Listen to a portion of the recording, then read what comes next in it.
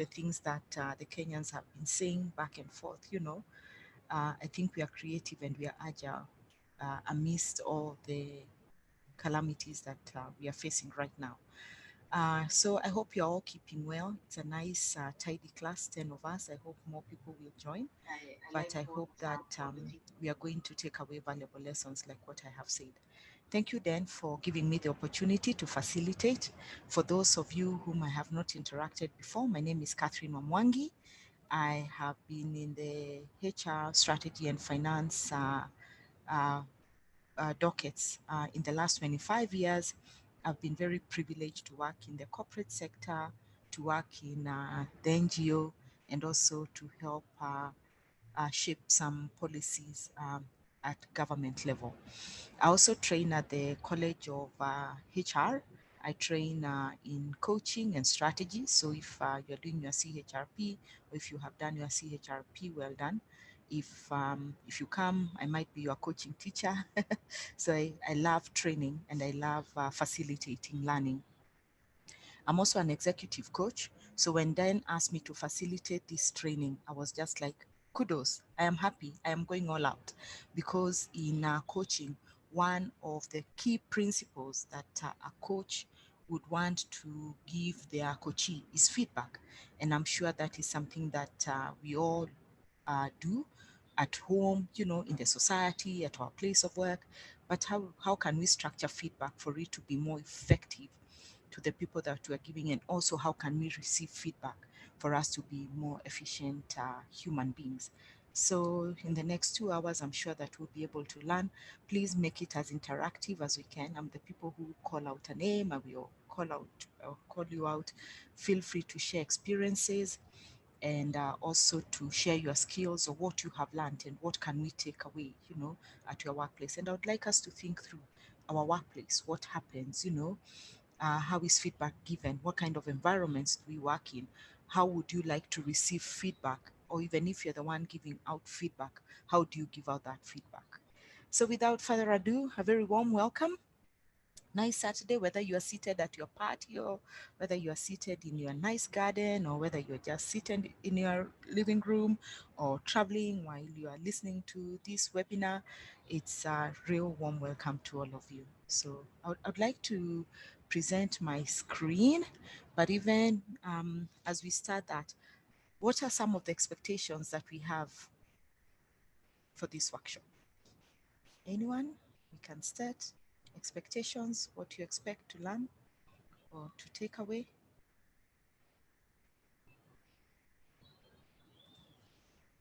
Anyone? Good morning.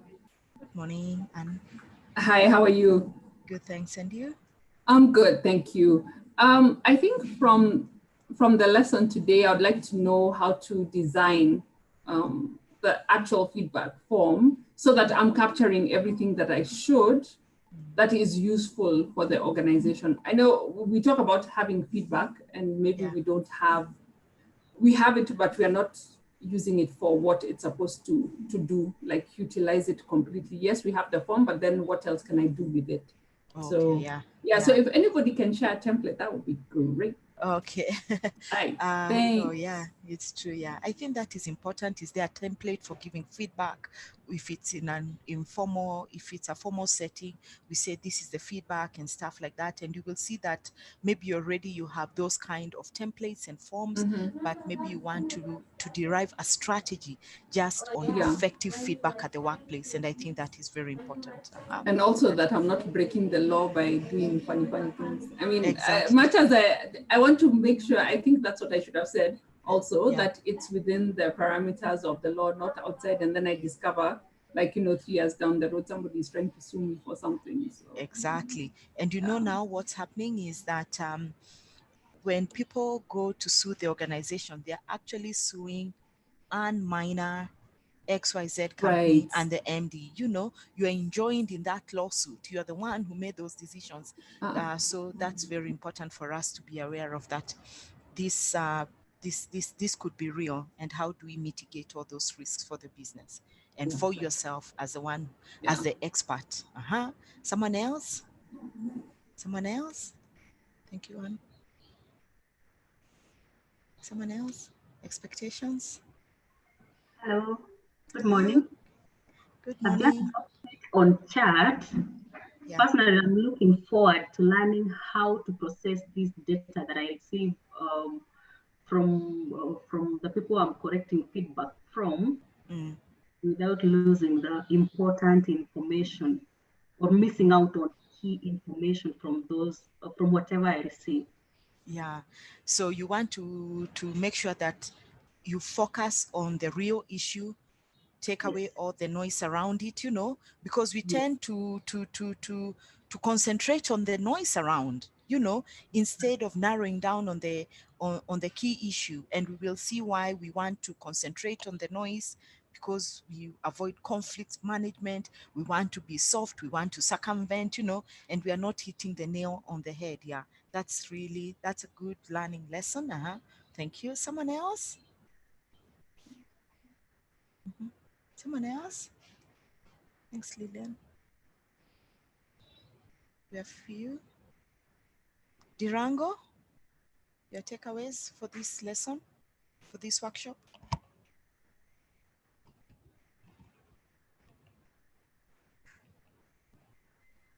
Good morning, everyone, and thank you.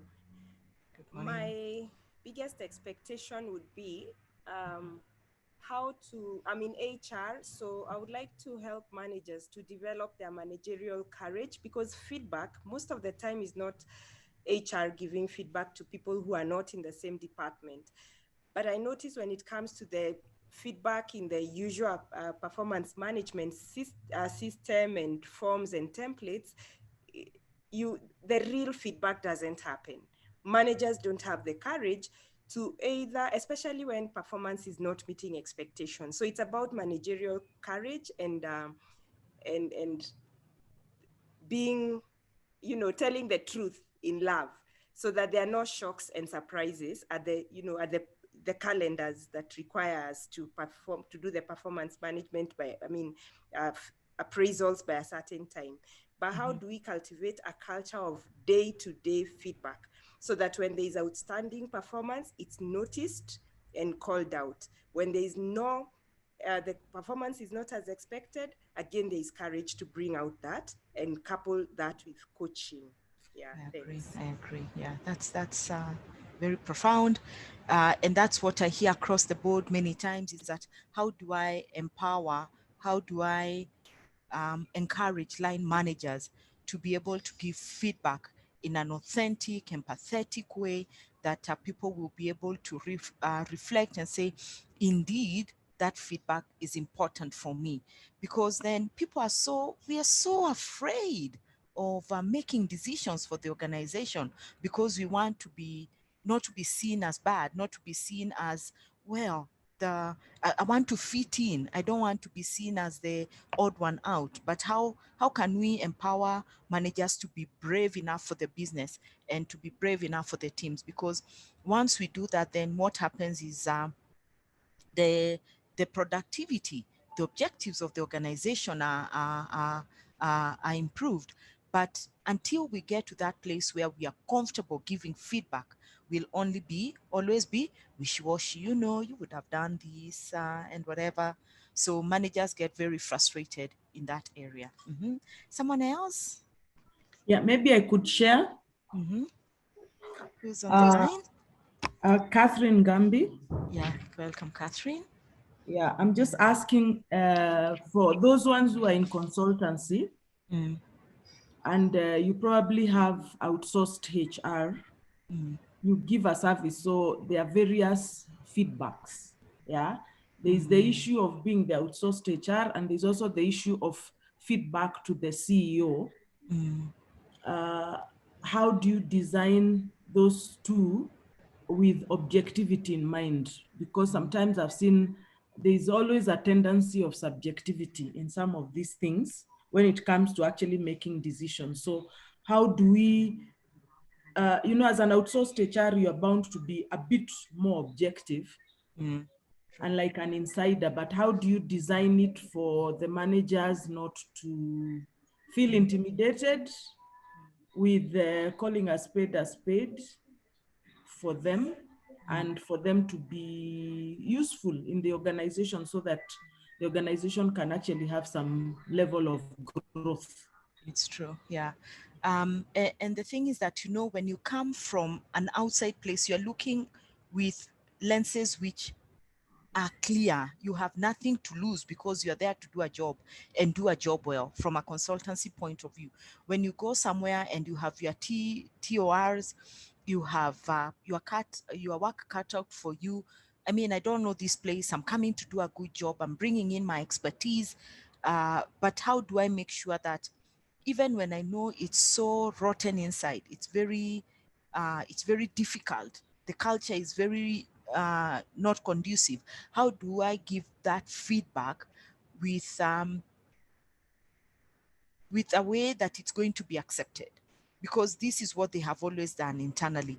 And the thing is that I keep on saying is that nobody speaks truth to power. Nobody tells the king that he's naked, you know, but then I've been given a job to do. How do I disseminate that information in a way they will see that I'm objective and I'm not being subjective? So that's something that we all struggle in internally or externally. Internally, most of the time is that you just get tired and you say, after all, this is how we've always done things here. They will never change. And the next time you're thinking, well, and the easy way out is to disengage and leave. But you leave a problem. I keep on saying we must be in a position to leave a legacy, no matter how small, no matter how big, whenever we are given an opportunity to serve in any organization or at any place, a board, you know, um, uh, uh, uh, in church, the mosque, anywhere that you get an opportunity to serve in a way that people will always remember that it is Catherine who made this change, and the change is so impactful to all of us until this day. Okay, great. Someone else quickly? Anything else that we have left out? I like the fact that it's things that we all know, and we are just coming to reconfirm that these things indeed exist. And for them to exist, what do we need to do better? How do I just make sure that the wheel is always oiled and it's going in the right direction? So it's nothing that we do not know. I'm very happy to just start listening and see people's expectations. It's the same thing, even for me. I keep learning every day when you facilitate these kind of workshops. Okay. Anybody else whom I have left out? Anybody else? No? Okay. Maggie? Elizabeth? It's easy to call you guys out. Grace? Felicity? Felicity? No? Okay, great. I'm sure we can go adding as we go on. So let me just put this in slideshow mode. Can see my screen? Everybody can see my screen? Okay. And Yes, also we feel can. okay, thank you. And also feel free to put things on the chat box as we go along, and just stop me and share an experience or something that you would like to clarify. I'm very happy to do that. Okay, great. Designing feedback. What does it mean, designing feedback? Is it, do we want to put it in a very formal context? Do we want it informally? Which is better than the other? I'm sure you've all thought, I want to give this feedback to this person, but how do I approach it, and how do I make sure that it's important and they won't feel criticized and they will be able to take it back? So designing feedback around, it's the conversations, it's the communications, of how we are going to take it to the next level. So communication is a key aspect to designing feedback. How the approaches that you can take in designing feedback. I'll um, I'll also include some real technical areas that you need to think through when you're giving feedback. The ones that then just upping them a little bit more for you to be very aware when you're giving feedback, or when you're going to line managers and saying that this is what we need to do. integrating them in your strategy, your communication strategy, because that is where feedback would mostly be anchored, or in any other strategy that you have at your place of work. Extremely important. Okay. So that is what we'll be discussing, performance measures, very important, types of feedback, designing feedback. Like what Anne said, is there a way that I can have a form, and you will see that all those forms, you have them in every form, shape, and size. But do you want to have a form that says feedback form? You get what I mean? When you go to the banking hall and they say, oh, please give us feedback, when you go to a restaurant, give us feedback. When you go on holiday, please give us feedback. All those are kind of forms that have been designed to collect information, to over time, look at the data, analyze it, and make sure that we are continuously improving. And now feedback, it's not just paper-based. It can be, like when you call Safaricom, sometimes they call you back and say, how was your experience with us? And also feedback could also be collected as we have these conversations, like when you call a certain call center, they say this information might be recorded for what purposes? For, I don't know, I can't remember that word that they use for recording, for quality assurance purposes or something like that, so that they can call back and see how was the customer treated, was the issue resolved. So feedback is continuous. It's everyday conversations that we have, and how those conversations manifest themselves for us to be able to move forward in the right direction, and how we're dealing with feedback, especially in this crisis of the pandemic. What are some of the things that we've continued to look into inwardly, especially teams that are working remotely? What are some of the things that you have put in place to ensure that you're getting feedback from your teams? Anyone? Anyone working remotely? Anyone? Or we all still going to the office? Yes, Catherine. Uh-huh. Hello. Hi. Hi. Mhm. Hello. Hi. We can hear you. We can hear you. You can hear me? Yes, we Yeah, can. some of the ways in which I'm Catherine. I'm Catherine Mwenda. Yeah. Seems there are many Catherines here today. Yeah. Yeah. Good for Yeah, us. one of the remote ways of which we have been able to get feedback is through social media communication. Just getting to know how they are doing, especially at this time of COVID-19. And Exactly. it's not unlikely to find them also giving me feedback on how they are doing, and especially in line of duty. Yeah. So are you working remotely? Are your teams working remotely? Yeah, most of us are working at home. Okay. We have all our offices closed because of Yeah. the situation at hand. Okay. Okay. Yeah. So you have all your offices and then you moved. So it's anybody who had teleworking policies that you could work from home before COVID? Anyone? Or flexi, which allows you to work certain hours and you can work from home, or we were all caught on 12th of March abruptly, and we all started putting plans in place, work from home, stuff like that. We were able to work from home. Mm-hmm. Like if you had, like calls the night before, like Yeah. late into the night, then you can always just come in when you're ready to come in. So it wasn't Okay. really a clock in. You don't clock in and clock out, Yeah. just because you may have been working late. If you ask for a policy, Mm-hmm. like if you ask me to point you to the policy, I don't think I could. But Yeah. it was understood that this is what that you have this opportunity to do this. Yeah. Okay. So that's anybody else working from home before and after, and how are you feeling? Is it working? What are some of the challenges? What's the feedback that you're getting from your teams? And how are you using that feedback to streamline some of the operations, given that maybe working from home now will be indefinite? Anyone? Anyone? Hello, I think we are having to accommodate very many other facts, like even though you have deliverables, the environment around you, you have to accustom yourself to that environment, because the work environment allowed you to think and work around a certain pattern.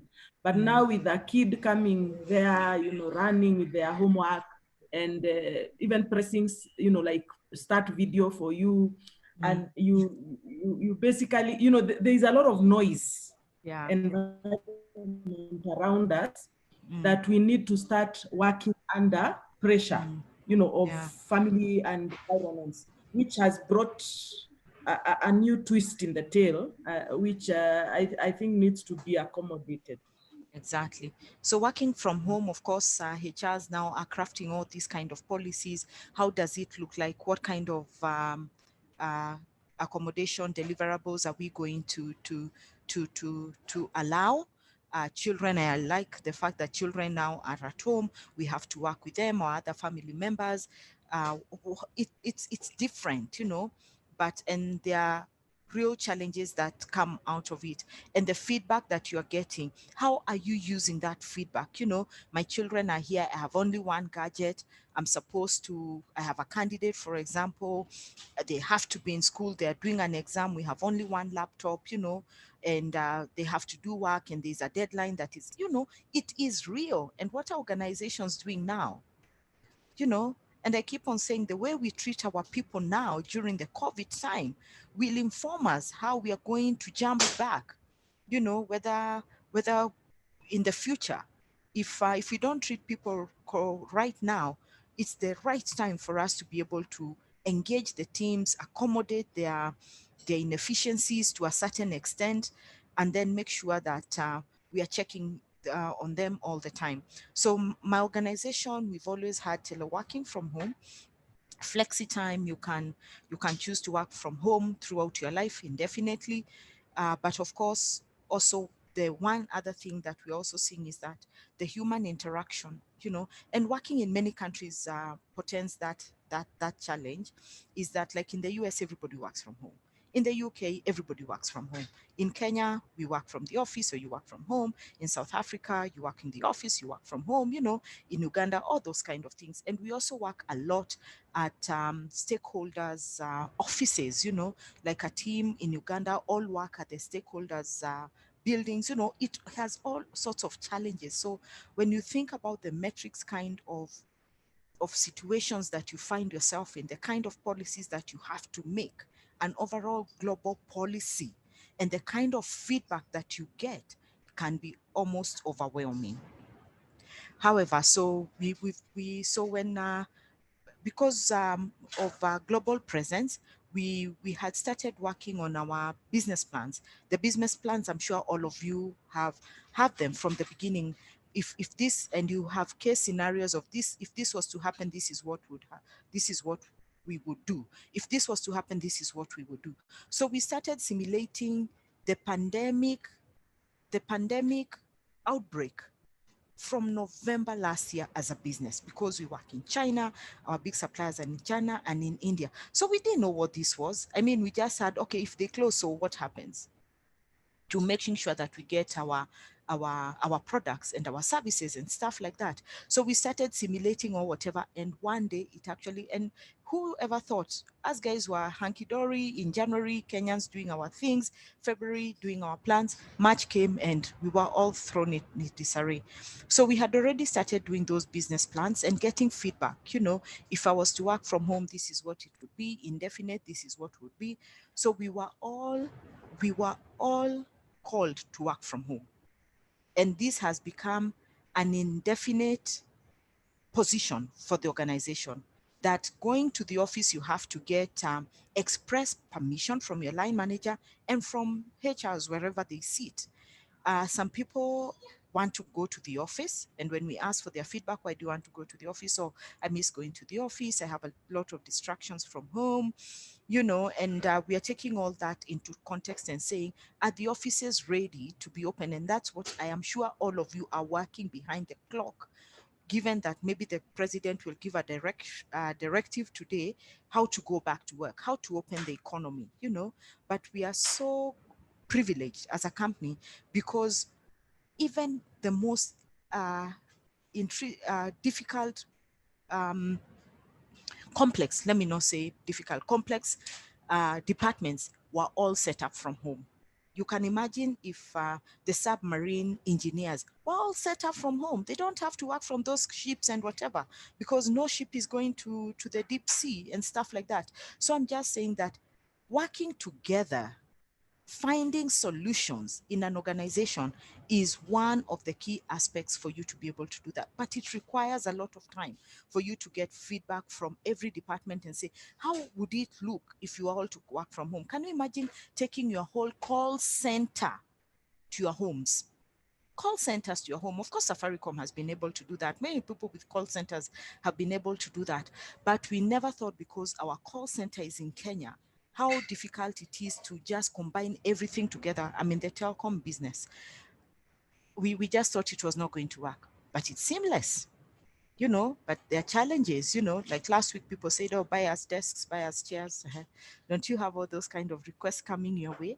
And what do we do about it? So it's just feedback that is coming from all spaces. And I wanted to share that just to say that the feedback that we received over time, you've been able to analyze it and say, can we work? And some things also are very challenging because nobody knows how this thing is going to pan out, how long it's going to be. But we are all working so hard, especially HRs, to be able to support the business right now. So well done to every HR who's really supporting businesses in a very ambiguous time. Some people misunderstand what needs to be done. Some people read too much between the lines, without offering much support. So don't worry about it. Keep doing the best and keep going towards it. And I'm sure you'll find a solution around it. Anybody who set up business and the demands of the people, some of the demands that you have had include, anyone? And what have you done about it? Anyone would like to Some share? of the demands are bundles. Internet bundles, Yeah, then another is that you have to pay them for use of their laptop, their equipment, their stress time, and all that. And some of them would complain about Kenya Power. Yeah. And so if there are those power fluctuations and you need feedback, then they are talking in terms of tulienda cyber.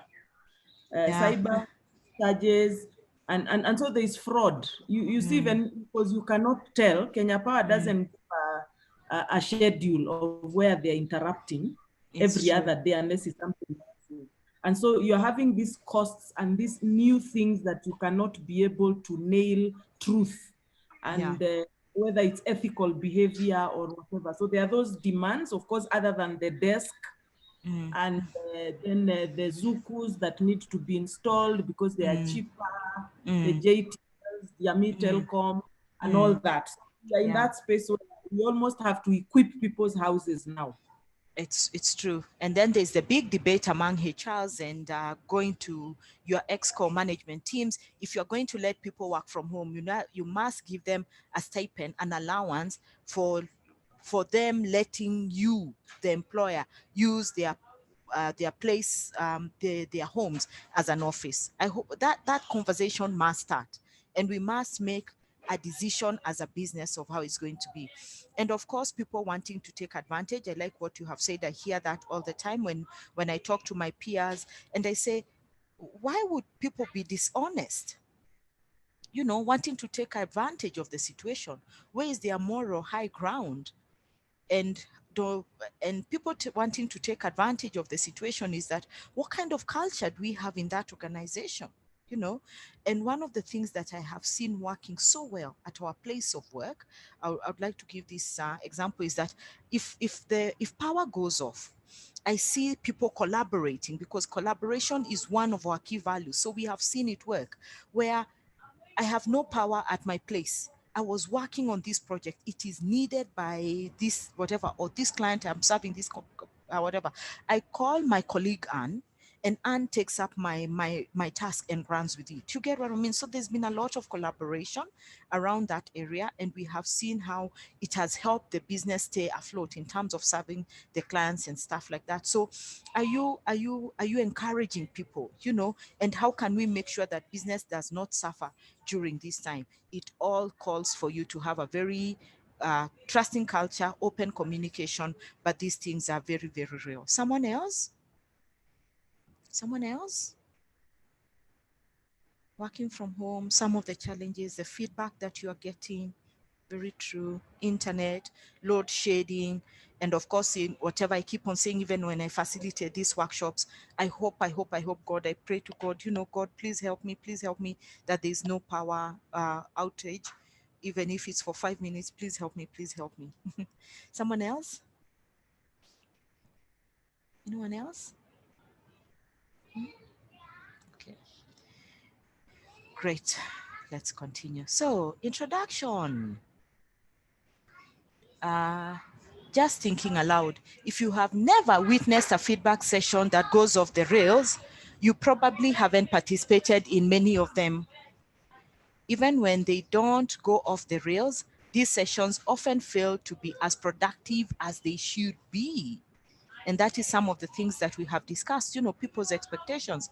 Problems include poorly structured presentations, misguided criticism, lack of clarity around the roles and responsibilities, working from different vocabularies and jargons, stereotyping, prejudice. You know, we have a lot of biasness around how we give feedback, and even unintentional personal attacks. You know, you just think, oh, what happened? What's happening around this place? And how best can we, whatever. Yeah. So around personal attacks. So that is very, very important for us to know that feedback can go off the rails. I'm sure you have seen two shouting matches between a line manager and a supervisor, and they come storming to HR. One of them comes storming and say, I want to file a grievance right now.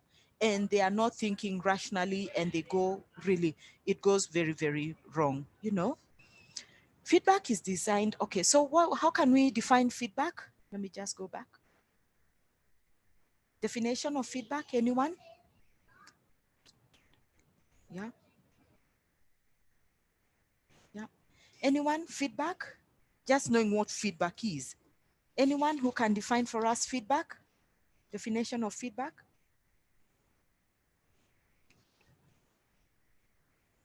Maybe from the word feed and then back. Uh-huh.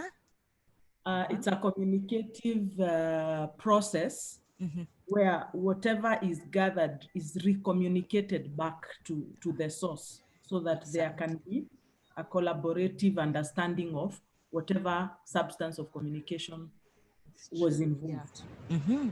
Collection of data of information or data, and then over time, and then it's communicated back. Yes, I agree. Another person to give us definition of feedback, what they think it is. Anyone? Yes, Catherine. Yeah. Yeah. Feedback is also a control process that we use to give maybe the results of some performance Yeah. of some work or tasks that have been done to the persons who have done it. Yeah. An opportunity, I agree. An opportunity to give, to communicate back around various issues that have been given or have been raised. You know, it could be performance, it could be processes, it could be a project that you're working on. We are giving feedback, you know, stuff like that. Someone else? Feedback? No one else? Anybody else? Okay. So definition of feedback is what we all know, what we all work with every day. I say feedback really revolves around communication. How we appear, our bright side, our dark side, our emotional intelligence, our social intelligence, for us to work in a team, for us to be known that she will always be willing to listen and give you feedback that really builds me. So feedback is defined as a return of information about a result or a return portion of a process, return of information. Feedback is about listening actively. How many of us listen actively? Tell me, how many of us listen actively? Do we? Do you ever go to someone's office or people come to your office and you know what they already want? You finish their sentences. Who's guilty of that? Yeah. Sometimes we don't listen actively, and active listening really can get you to a better place. And a lack of listening, listening to the said and to the unsaid is very important. So feedback is about listening actively, taking the time to analyze and think, and then thinking of the best possible solutions to perform it better. you know this is what happened. Instead of me jumping off and just giving my opinion, I should be able to reflect back, think, how can I be able to process this? How long a time do I need to process what has been told to me? When will I get back to you with the information that you need? It provides positive criticism to allows to see what everyone can change and improve their focus and results. So active listening, taking time to analyze and look for better solutions for people to perform better. Okay, so that is what the definition of feedback. I would like us to look at feedback at our place of work. And we know that we will always communicate, whether we are working virtually, whether we are working face to face, whether we are supposed to serve the clients, what kind of feedback is expected from us? And what is the importance of feedback at the workplace? Anyone? Importance of feedback? Given the definition, importance of feedback? Someone? I believe feedback, Mm-hmm. Sabrina, it helps you to improve Yeah. anything that is wrong within the organization. If it's a product, you can actually improve on it. If it's a behavior of one of your colleagues, you can actually improve on that colleague through communication. Yeah, so ability to improve one's behavior. And also, Sabrina has also given that improve a product or a process that you have internally. Very true. Importance of feedback at the workplace. They can be as many as we are in this class. Yeah, let me share maybe peer review. Mm-hmm. When you're doing a peer review and you don't actually give, okay, for me, I specialize in HR audits. Yeah. Uh-huh. And so giving the result of the peer review shocks people. You see, because, when you have to give the result of what you think about your supervisor, and without the supervisor seeing the handwriting, Yeah. because we type these things out. So we say, this is what Yeah. your department said about you. You just visibly see people go into shock. Yeah. But what happens after that, very interesting. Now that they are actually aware that they are not the star they thought they were, you see people begin to work on their character, to make changes here and there. And sometimes the good that they are now, they work on the weaknesses and then they utilize strengths. Yeah. Sometimes it might mean pushing in different departments because they're probably the skill set that they have, inbuilt in them is not working well for a certain department and it's needed somewhere in another department. So there's a lot of chessboard kind of move that is provided after feedback. Yeah. Fantastic. I can never overemphasize how important a 360-degree feedback is in an organization that is mature enough to start that kind of program or strategy. Uh, and 360 can be very subjective. So for us to be able to introduce a 360-degree feedback in an organization, we must be so clear that people understand what 360-degree is, that people are honest and authentic enough, and we are mature to go into that way. But I also keep thinking, why wouldn't you be brave enough to come and say, Catherine, you are such a bad person as an individual, and give me examples, and only wait for and I know that conversation is very difficult. I do not even want to invalidate that. When my boss is a bad person, I cannot approach them and tell them how bad they are, because it's either going to lead in me losing my job, which I'm not ready to lose at that time. But if I'm given the opportunity to write down, I write 10 pages, and I like what Catherine has said in terms of 360-degree feedback. If we are mature enough, I'll come and say, oh my gosh, I never even thought that this is who I am. This is how people perceive me. And I'm happy to do what? And I am happy to change. And they have also said, these are my strengths. I never even thought I have this kind of strengths.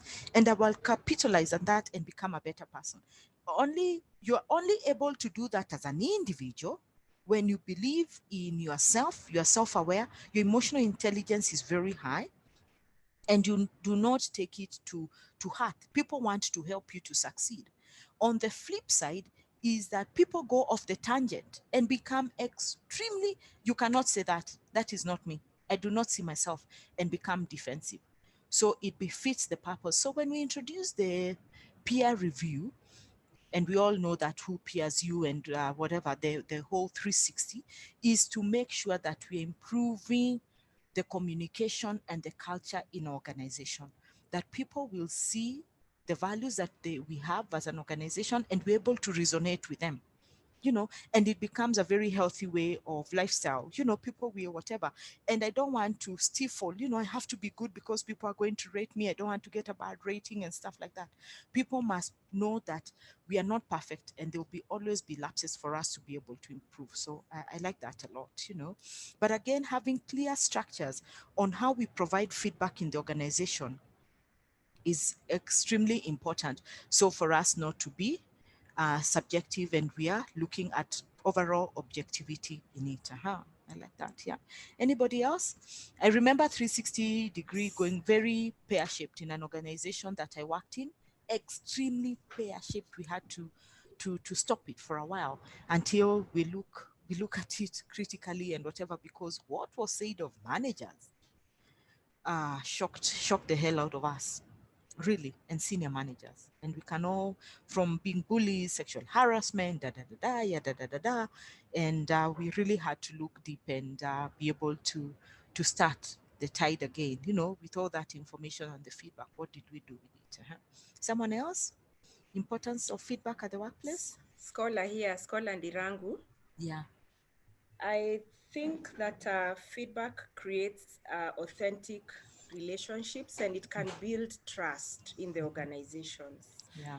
Because if, for example, I'm a staff and there is something I have done and blundered, and my manager pretends as if everything is well, I will know Yeah. they're pretending. So the lack of authenticity, then I will not be able to trust them, because at some point when feedback is not prompt and genuine Yeah. and authentic, what happens is that it's at the appraisal time, or someone has applied for a promotion and you're about to give them that promotion.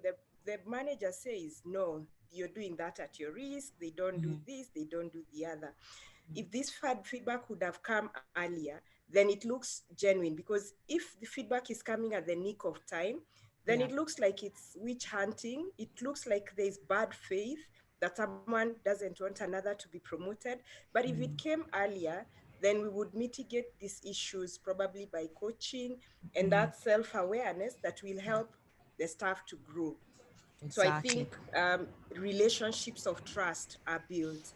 Yeah. Coming back to what you're saying, 360, I've worked in two organizations where we thought sometimes 360 can be very subjective, but there are ways around it. So we would categorize who would go into, who would have to have a 360 degrees. And it worked well, especially even now when we are doing leadership programs. And that way a leader can select who's going to give feedback and genuine feedback, so that these are the gaps, but at the end of the course you get another 360 to see whether there is development. So Yeah. selected categories of people can get that feedback, because now the objective is to have growth in the individuals receiving the 360. Yeah. So the other thing we have done, like in the recent past, we have introduced in my organization, I work for Plan International, and we have been in a culture change place where, because feedback cannot happen very well if there is no trust, that Yeah. there is not going to be retaliation. So we have introduced what we call staff barazas, and staff can sit and talk with the leaders, and there is no retaliation, and over again we are seeing trust being built. There is new Yeah. leadership in the Yeah. organization, so we are seeing that happen, so that by the time the pandemic struck, even if we are doing online things, we quickly had to do our work from home policy. We quickly have to really sometimes respond to the things. We have staff meetings at departmental levels, but we also have periodical staff meetings with the leadership, and you can see a lot of feedback coming in, and that means we are building trust, we are building a better organization together, the leadership and the staff walking the same journey, even in a time of crisis like now. People are Exactly. working together. Thank Yeah. you. So it's about the relationship. Exactly. And remember what I said, how you treat your people during this pandemic will inform what kind of organization you'll come back to when things, whatever the new normal is looking at. Even right now, it's important. Trust, communication, your culture informing everything that goes around feedback, and for us to be able to know that we're in it together. So scholar, let me just ask you one question around the 360, and I'm sure many of us would like to hear that, is around when, how do you choose who to give feedback for Catherine? So if me, I really want to give feedback about Catherine and I'm not chosen, how will I feel? And I agree that it could be very subjective. So how do I know that I'm going to choose these 5 people to give feedback about Catherine and not the other 5 that are in another department? Okay, so the two times, and with the different, in my previous employer and now, it is when Catherine has been selected to go into a leadership development program. So Okay. there is the preparation that the cohort will have, so that it is not HR or anybody else who selects the people to give feedback. It is, first of all, a rigorous selection process. Why Catherine or Scholar have to be in that development program. Then the preparation of the cohort, so that they will select who the people to give feedback, objective feedback. Yeah. So, and then guidelines are given. So two have to be your supervisors, two have to be peers, two Yeah. like such. So Okay.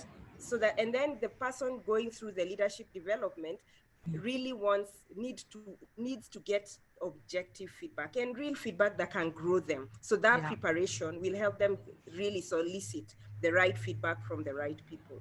Exactly. And do they know the people who are giving feedback? Do they know it's Catherine, Lillian, John, Peter, Paul giving No, they feedback? won't. At the Or end of it's it, they'll just anonymous? get a report. They Yeah. won't know. They would have approached me, Scholar, I want you to give me feedback. So an Okay. email will be sent Yeah. from a Okay. different source, and Yeah. the general feedback will be given without Okay. pointing to who said what. Okay. That's fine. Okay. That's good. So, another experience that I had is that, and I remember that sentence very well, is that the line manager of that department looked at people with disdain. It was never the same. He had to leave because He was given, it was a 360, and it was a consultant who was doing it. It was one of the South Africa branches in another organization that I worked in. And he couldn't believe how people saw him. You know, he never listened. You remember listening actively, never listened, treated everybody with a lot of, even with HR's intervention, you know, these are our values. This is what we do. You're not supposed to be doing that, you know, but I'm pushing the business. He had a real strong entrepreneurial spirit, you know, business acumen. He moved the business, but his attitude was wrong.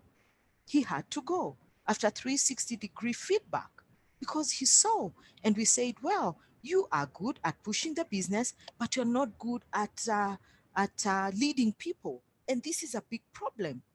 So even if you are the superstar of bringing in the sales, of driving the business, very creative, very agile, but man, your people skills are still way too far, you know, and all types, all sorts of interventions, you know, leadership programs, coaching, inwardly looking, but you know, he was a real impatient person.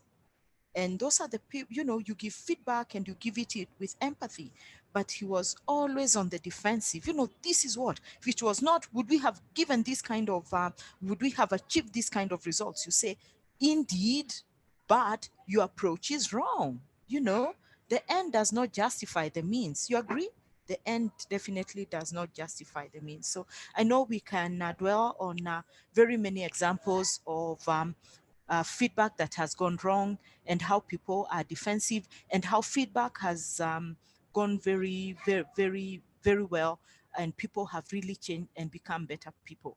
And that is always what we want, the results of feedback, people inwardly checking on themselves and saying, this would have been better, and I do agree. So there could be as many, the importance of feedback in the workplace is hard to overestimate.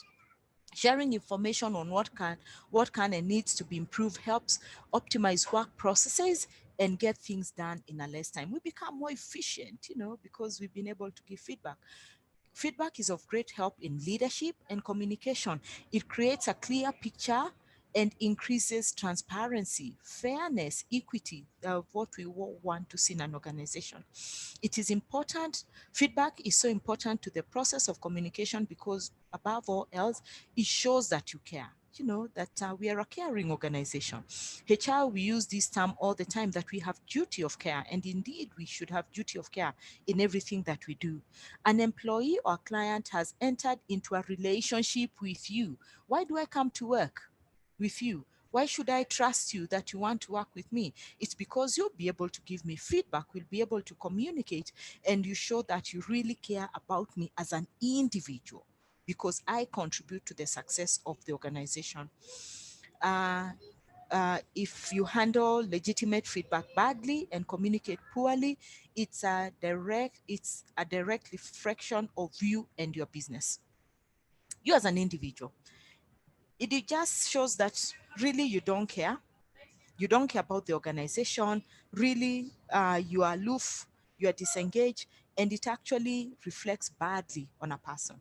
Can you imagine a line manager who does not communicate with you? They really don't care about you. How do you feel? Tell me how you feel. They don't care. You know, they don't care. How do you feel? It's really annoying. That's what I Yeah, think. yeah, very annoying.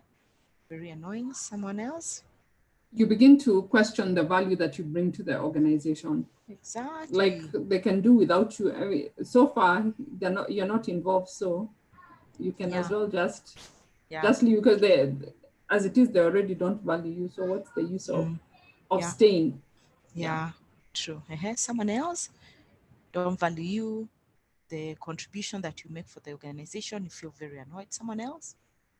I think it also kills your creativity or your innovative mind, because a human being inherently has an aspect of them that needs to be wanted or to feel wanted or needed in terms of service provision. So when that is missing, to them, to the body, it communicates, I am not doing things right.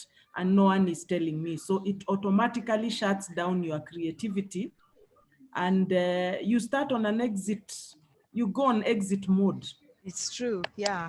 So people leave managers, they don't leave the place of work, isn't it? We all know that.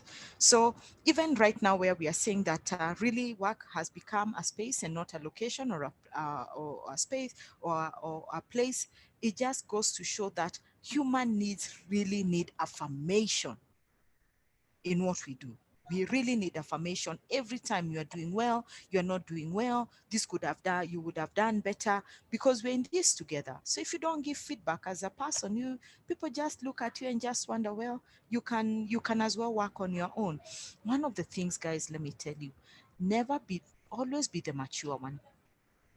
When I see an email that says Catherine and they log out Margaret, I just know I need to come and help you on your interpersonal skills. Never miss an opportunity to show the kind of person that you are. It doesn't, no matter how upset you are with your team or with your line manager or with your juniors or your peers. One thing, guys, always start your email or your communication. Dear Catherine, hello, Catherine. End it with regards, Catherine. But if you go, Catherine, what is that? You already set the tone of, leave even the ones who write in capitals. I think that is gone now because people have become better and whatever. Do people still write in capitals, shouting at the others? I can't remember seeing any email like that. But even when you are the CEO, I keep telling them, endure yourself to people. That's the only way you'll be able to find success in what you're doing. And it won't be so grinding for you to run this business, because you just have to have a vision. And for us, because we are the technical people, we'll be able to do what needs to be done. So, but when you just start your email with Lillian, make it softer, put that person in your frame of mind. This is to bring to attention that I'll need to give you feedback on the project that did not go well. If when you start with whatever, you seem you care. So if people have that habit, and of course make it as a internal branding, that when we are addressing people, we have a format of how we communicate, dear Catherine, hi Catherine, kind regards, whether you want to have that as your template, because it's really, even when we ask people, what do you want, in organizations, go to a cashier. And one of the things that cashiers always say at the checkout, they want people who come and say, habari yako, how was your day? Go to a cashier today or whenever you go back for shopping, make two whatever. When you get there, habari yako, umeshindaje? Just that. And then when you're giving them money, don't put it on the counter. Give them with the hand. It's a different engagement compared to you putting the money on the counter, looking at your things being packed. They are doing slowly. They are humans and we need to communicate. Affirmation is very important. So all these subtle ways really engage us to become better human beings. Okay, yeah. Any comment, anything around starting emails in a very rough way, in a way that people feel that they are not appreciated? Anything around? Do you have brand equity internally of how things should be done? So part of your communication strategy, anyone? I think there's something introduced there that is very interesting. That when you see the culture, because again, we are a sum of how we've grown up. Yeah? And because of that, there is the issue that some people are generally, like HRs are seen as that. I mean, that's a culture that needs to change. But because even the email, you don't even have to say dear who or whatever. Even if you start with somebody's name, they already see bold, underline, wanasema kuna email ya HR, HR, and then even when you call people for good things, they see this envelope at 30, and coming from HR, they don't see that office as a service office. So I think there is the issue of policy, the way you've said, a format that sort of injects the culture that the organization wants to portray. Like what you do is you just add your substance at some point, but the first paragraph is a welcomer, and how the email ends is also it ends the tone like this is the substance, but we are friends, in it has, so that generally it starts injecting a positive culture within the organization. Yeah, yeah. That was helpful, yeah. Exactly. Yeah, I agree. In terms of the culture forms the basis of everything, the platform of how you're going to, where you sit on, and culture takes many years to build, but it also takes very few minutes for it to crumble. So everything is built on culture, whether you have a fantastic strategy, but if your strategy is right and your culture is wrong, you'll be there doing it on your own. Okay. Importance of culture. Sorry, of again, just one or two other why it's important for us to give feedback at the workplace. Feedback that is constructive is vital to employees' ongoing development. Ongoing development is from the time you enter the organization to the time you leave the organization. Feedback clarifies expectations, help people to learn from their mistakes, and builds confidence. Like what we have said is that even when HR calls me, I'm happy to go, my file, my high shoes, I'm tipping around the corridors. I'm going to get feedback. We don't want it to be like when HR says, oh, the email, it's appraisal time, whether you have quarterly appraisals, whether you have media appraisals, whether you just have annual appraisals, whatever tool that you use to communicate, people just say, nile tena, I have to meet my manager. Then HR has to calibrate. I don't even know what they do. It's always so subjective. After all, I know they will always say that I have not done whatever. But when we put it in organization that it's ongoing, we give timely feedback like one of us said here. We nip it on the bad when bad culture comes in, or bad behavior, or bad attitude, or bad performance. Then we will be able to make sure that we build people's confidence and they don't have to think, oh, it is because people, nobody likes me and stuff like that. And people's self-esteem is also built. Constructive feedback is one of the best things managers can provide to their employees. You agree? You agree? Yeah, you agree. Employee feedback is an incredible, powerful tool. If offered properly, it has the ability to grow and develop people in your organization, improve the level of trust and communication, and strengthen bonds between employees and managers. You remember, these are the things that we've all clamored for a long time, and we try to build it in. But how do we make sure that people really understand the importance of feedback in the organization? How do they embrace it for them to be able to say, anyway, if we do this, this is going to be a much better organization. I see the importance of it. I'm not just going to hurry when speaking to people. I'll be present in my communication to them. I'll be authentic. I'll want to build healthy relationships because it makes my work easier and it makes me enjoy what I am doing. Even if the work is hard or it takes a long time to accomplish, but I know that with the feedback that I am getting from time to time, I am on the right path. But unfortunately, feedback is often ignored or omitted entirely in the effort to avoid discomfort and conflict, isn't it? We know all these things, even with good feedback, we are still not giving it.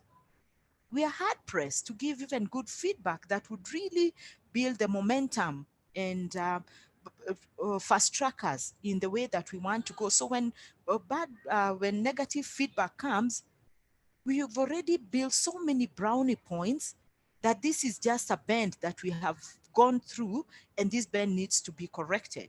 So we avoid discomfort, we avoid conflict. And why is that so? Why do we avoid conflict?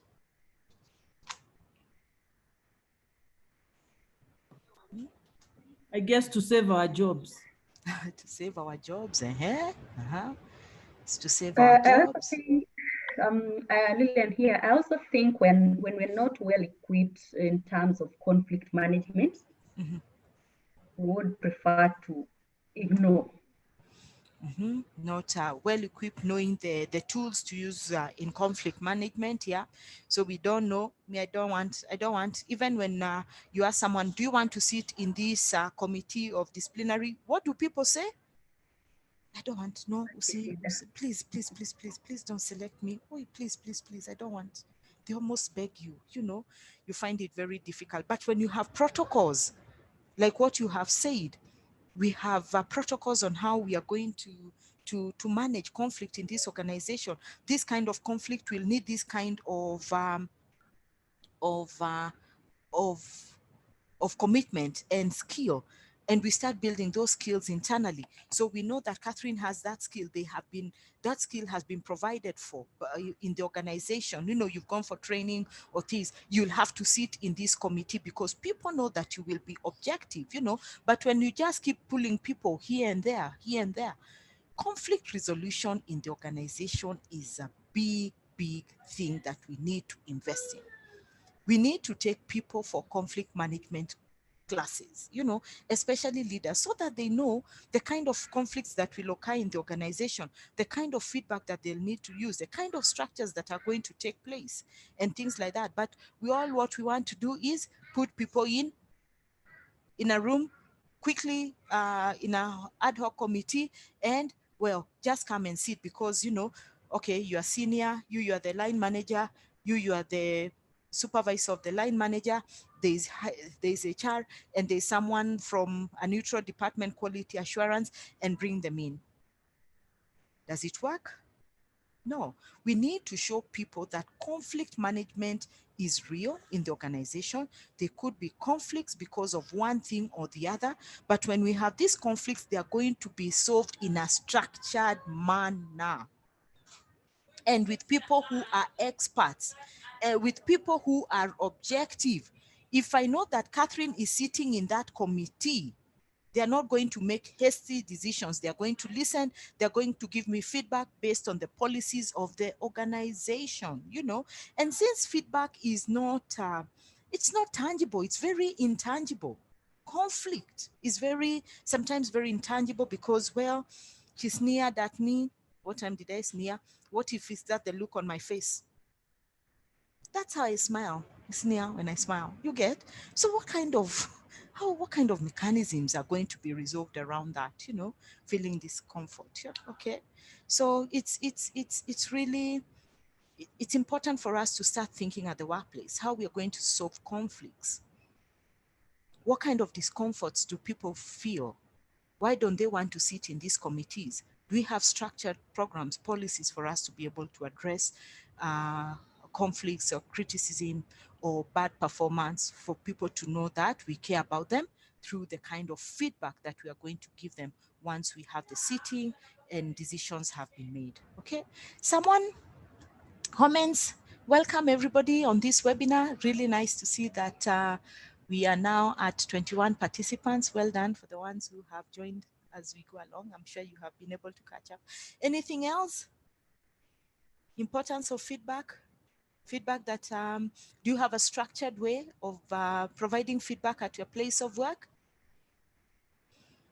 Through conflict management, anyone who would like to share? Anyone? Okay. So what are some of the situations that require giving feedback at the workplace? They could be as many as we are on this webinar. Situations that require us to give feedback, you could include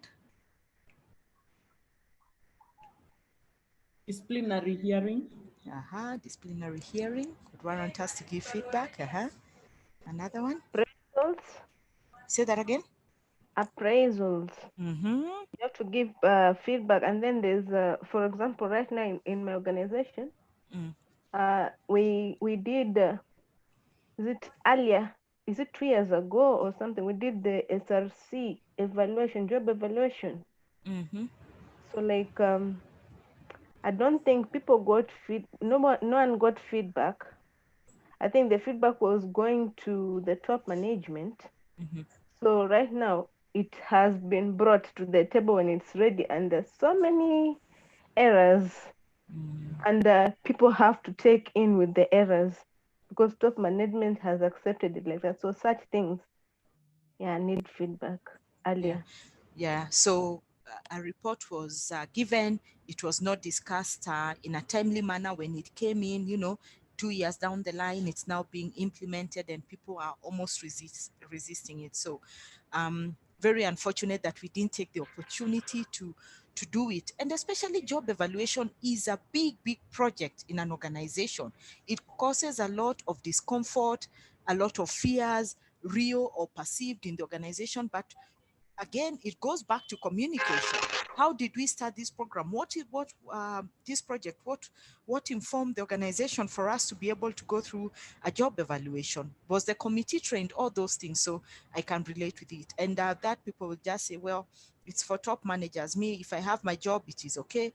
But again, it also causes a rift between engagement, whether I'm in or whether I want to leave. Situations that call for feedback, appraisals, On our disciplinary. end, when we want to improve the process flow, Yeah. we call Okay. for that feedback just to get to know how the rest of the team members are feeling about a certain process, what we can do to improve that. Yeah, exactly. Process improvement in the workplace, getting everybody's feedback, what has worked, what has not worked, what do you think we should incorporate? Very important for us to be able to get the processes flowing. And then from there, policies are able to be developed, progressive policy, especially they should be progressive policies. Another situation that will require us to give feedback. Yeah, about customer service, how the services are being offered to the customers, or even the kind of products we do. Exactly. Feedback from customers. Are they happy? Are the stakeholders really engaging with our products, with our services? How do they see our brand? Yeah, very important. Someone else?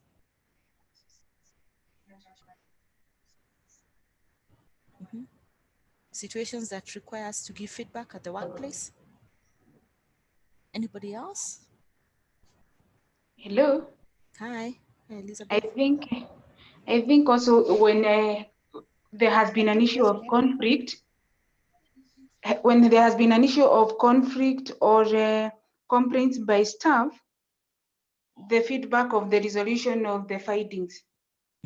Yeah. So there's been any conflict, and then we go back to the aggrieved parties and we give feedback. This is what we found. This is how the investigations were carried out. These were the people who carried out the investigations. These are the results, and maybe this is also there. These are also the remedies that we are going to put in place for that not to happen again.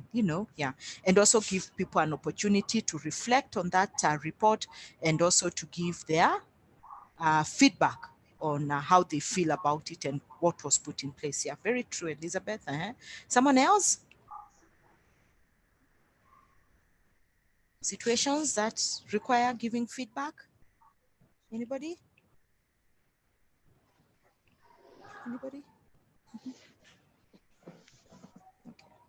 So when you look at all those situations that require us to give feedback, and there could be many, just to mention a few, don't they all revolve around performance? You agree? They all revolve around performance. What's happening in this organization, and every HR, every paragraph that you will be discussing with your teammates, with your ESCO team, with your peers, anyone in the organization, you'll always talk about performance in one area or the other. We are looking at performance in this area. This is what we are doing about performance. We've received feedback about performance. Everything in an organization revolves around performance. That is where everything is anchored. You know, I bring you in, this is how your performance is going to be evaluated. This is how we are going to help your performance improve. We are going to send you on some programs. These are the kind of programs that we have in the organization. So for us, we want to really look at within feedback, your strategy for feedback. What are some of the performance measures that you need to put in place for feedback to be effective? You know, because we know that without performance, then there's nothing that we'll be doing. We make sure that our performance is up to scratch, is above standard. It's overriding everything that happens, so that we produce the products that we need to produce, or we offer the services that we have said that are going to be offered. And bottom line, we keep improving, whether we are a for-profit organization, whether we come from the NGO sector, you still have money that you need to use and evaluate how you've used that money. Whether you're in government offering services, you already have money that has already been allocated to you. So it's all about performance. That performance, how have we performed during this pandemic time? Anybody who's tracking performance? And how are you tracking performance? Do you have tools for tracking performance? And when you have those tools for tracking performance, are you getting feedback from the people? And are you also providing feedback to the people? Anybody, how are you tracking performance now? Especially during this, how are you going to evaluate people's performance? That's the big question that CEOs are asking. How are you going to evaluate performance? Our end, in manufacturing, we have clear KPIs, and they are reviewed after a certain period of time. It's either in black and white, you have performed or you haven't. If you have Exactly. hit your target, that's it. If you haven't, then you've got some explanation to do. Exactly. And I think that is easy in manufacturing. I would assume, let's say you manufacture phones, for example, Lillian. Let's say you manufacture phones, then the people in the factory are supposed to manufacture 100 phones in a day. They manufacture 50. They will be asked, why have you manufactured 50? The people in sales, they will be going out there and trying to sell 90 phones every day, and they only sell 20, or they have orders more than 100 phones in a day. So very, very easy to be able to track performance in some industries compared to others. But how are you tracking performance with the support services? How do you track performance in people in HR, people in marketing, people in quality assurance, people in the CEO? How do you track their performance? You know, so how are you doing that as well compared to the much more tangible, areas of the business that you're able to quickly put KPIs? But how are you making sure that you're evaluating performance in the more qualitative support services? Finance, is it turnaround time for paying and receiving money or calling in money and stuff like that? How are we doing that, guys? Or how do you do it? And especially during this time of COVID. Well, you find that the quantitative is very easy, but there are also tools that have come. Like there's a tool, I think, which is called Engage. Yeah.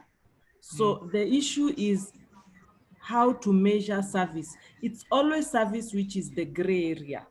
Yeah. Something that is, how do you measure passion? I mean, there's no passionometer, Yeah, but true. but there are tools actually there that drive the process. Like it's quantitative, but it ends up having an indicator of qualitative, like what is used by the supermarkets. Engage is very much used by the retail sector. So tools are beginning to come, online tools, where they have a dashboard effect where people can see the pointers where they seem to be doing badly, they are losing time, their costs are going up, for managers mainly. But Yeah. for employees, that is where now the supervisors come in. So I like all those tools. I've had all those tools But I want clear examples, Catherine. And I like, you know, at the supermarket, how many people have you been able to serve, you know, in a day? What time does it take for a bank teller to serve one customer to the other? There are all those tools and we can track. In a call center, how many calls have you been able to take? How many issues were you able to resolve? How many tickets have been closed? You know, all those tools. But let's get practically down. Guys, the 21 of us, and I know that is where many of us are struggling before I give you some of the things that you should be tracking in the area of, you know, HR, leave turnaround time for recruitment, which I think is 90 days or whatever it is, you know, how many people have been going for training? What are those soft skills that, and how do you measure productivity? Like what Catherine has said, how do you gauge my passion? How do you gauge my attitude? How do you gauge my engagement in this whatever? How are we able to track performance working remotely, especially in support services? Anyone? Yeah, I would like to suggest about turnaround time, especially when it comes to service industry. For example, a teller, they like, how many minutes are you going to spend on one customer, and how many customers are you going to serve in a day? So at the end of the month, how many customers have you served? And if you are working, maybe you are too slow, you can try to see the best way you can serve them to work much faster.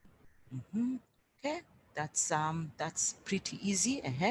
Tell me, someone, let's think about a position like receptionist. You're a receptionist working from home, or you just made them redundant on the 12th of March. Are your drivers working from home, or you also made them redundant?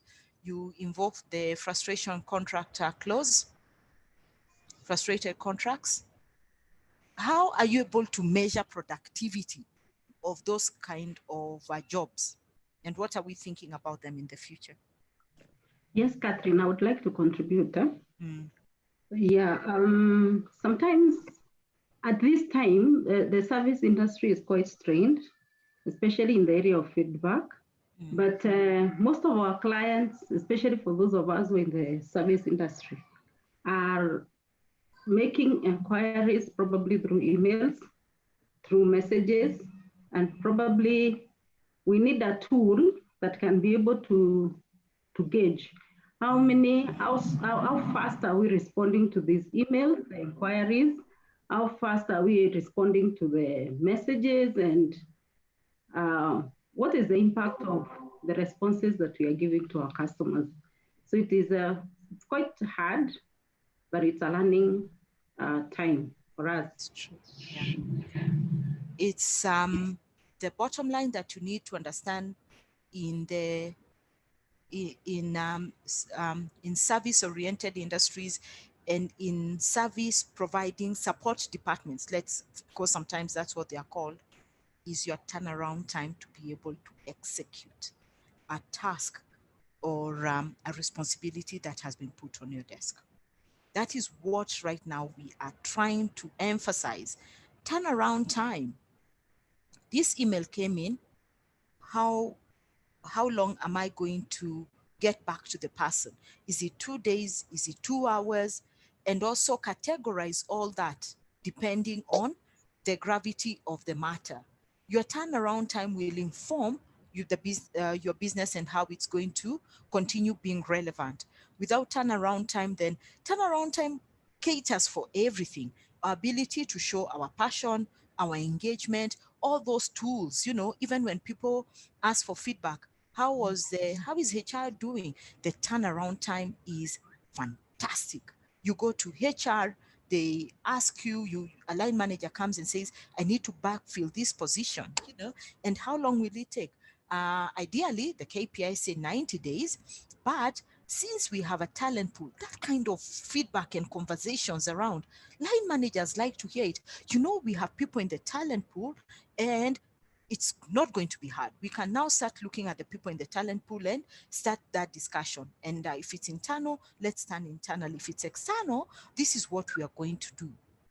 We expect it to take 90 days, but what are some of the things that HR can compress to make sure that the turnaround time is less than 90 days? Even if it is 85 days, give yourself those brownie points and say 5 days. What does it mean for the bottom line? You get what I mean? So it's important for us to think through the turnaround time around the support services. That is one of the places that performance is going to continuously be whatever. Are we reskilling our people right now? What is the receptionist going to do?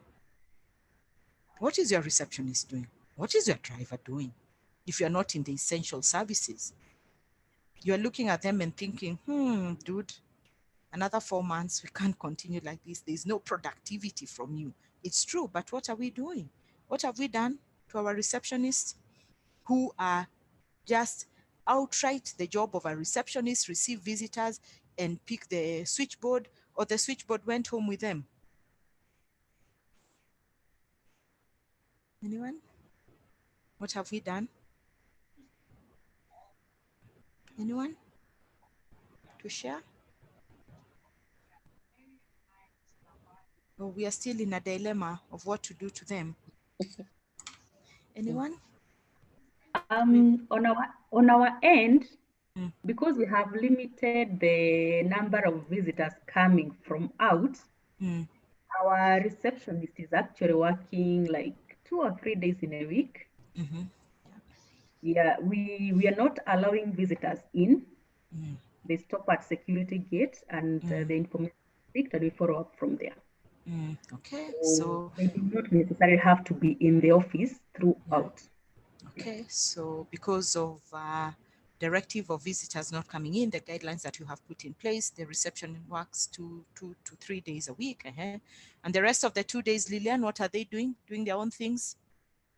The rest of the 2 days they're actually supposed to be taking part of their leave, unfortunately. Okay, that's fine. Okay. Yeah, once we bounce back and the operations have gone back to normal, it's going to be quite tight. Okay, yeah. Someone else? Someone else? Anyone? Yeah. So I like what Lillian has said. One of the things is that HR reached out to me and said, Catherine, we are going to be taking, we are going to be sending people on first paid leave and then unpaid leave, depending on what it is. And she said, would you mind looking through my email communication, which I need to send to the CEO for him to send this communication? It was dear, so it was fine. Good afternoon, everybody, or good evening, or whatever it was. But it was a straitjacket, everybody should go on leave because of COVID. The communication was a bit forceful. It wasn't soft. So, and I said, why are you sending people on whatever? Will your business bounce back? Do you see your business bouncing back? Do you want your business to bounce back? Do you believe in your business will bounce back? And says, yeah, that's what we are hoping. We are putting together things in place. So would you consider putting a line like, please take your leave right now, because when we all come out of this COVID-19 situation and we are able to provide our services back to our esteemed client, we'll all be rejuvenated. We have gone on leave and we will be able, because we'll be working extra hard and maybe long hours, you will have whatever. You get that kind of communication. So people are thinking, indeed, it could be a money situation that we have, but also there's a caring aspect of saying, we've not gone for leave for all these many days. And you also, as HR, trying to reduce the risk of your liability in your books. Leave is a liability anyway, you cost it. But in a softer way, in a much gentle way of saying, guys, you have days. Perhaps it's a good time for you to take leave, because when we come back, it will call for all of us to work extra hard and we might not get an opportunity to go on leave. You get what I mean? Because all the communications I have been seeing, going on leave, just go on leave because there's no money. But a much more gentle, and she says, oh, Catherine, I even didn't look at it like that. So that is why we need to peer each other in terms of the kind of communication we get. We'll elicit the kind of feedback. So at this time of COVID, your most important question is, what's the worst case scenario for my organization? How am I supporting my organization during this COVID time? And how are we going to bounce back as an organization? The kind of communication that I am sending out and the kind of feedback that I am receiving, what am I doing with it? That is what every day you should be putting on your desk and saying, how am I working around it? And I'm sure many of you are doing that. All of us are doing that. But I think the people aspect needs to be much more now. The empathy has to come out a little bit more, okay? And I'm sure you can attest with me that people want to hear us a little bit more in terms of what we want to do. Okay, so what is performance management? We all know performance management is a process of ensuring that a set of activities and outputs meets the organizational goals in an effective and efficient manner. That is all what we want to do. I've been given a set of objectives. I know what to do with them. I have the skills, I have the competencies, the soft skills, the hard skills, the ability for me to meet the organization strategies and objectives, and I should be able to meet them in an efficient manner. Performance management can focus on performance of an organization, a department, an employee, the processes that take place to manage a particular task. So it's everybody in it. The entire organization, your HR department, your marketing department, an individual, looking at the individual, how they contribute to the success of the organization, the processes that have been put in place continuously, making sure that we are looking at them and they are always improving, like someone said, whatever. Any question up to there? How you're communicating a bit softly, looking entirely at what needs to be done, anchoring performance every day, even in these COVID times. Are we really making sure that that is happening? Anybody? What kind of performance measures have we put in place? Let's talk about performance measure. What is a performance measure? Very quickly, something that someone asked expectations at the beginning and some of the characteristics of a good performance measure. Someone talk to me. Performance measure. Anyone? Anyone? Performance measure? No? Okay. So what is performance measure? A performance measure is a numerical definition of the work and its results, like what we have said. Even the ones that we think that cannot be numerically defined and assessed, we can see that everything, the turnaround time, how many days does it take for you to reply to an email? What is the SLA for me to be able to come back? Even if it's things that are not tangible, anything can be measured. Performance measures are based on data and reveal whether the activity is making the desired progress towards organizational goals, bottom line.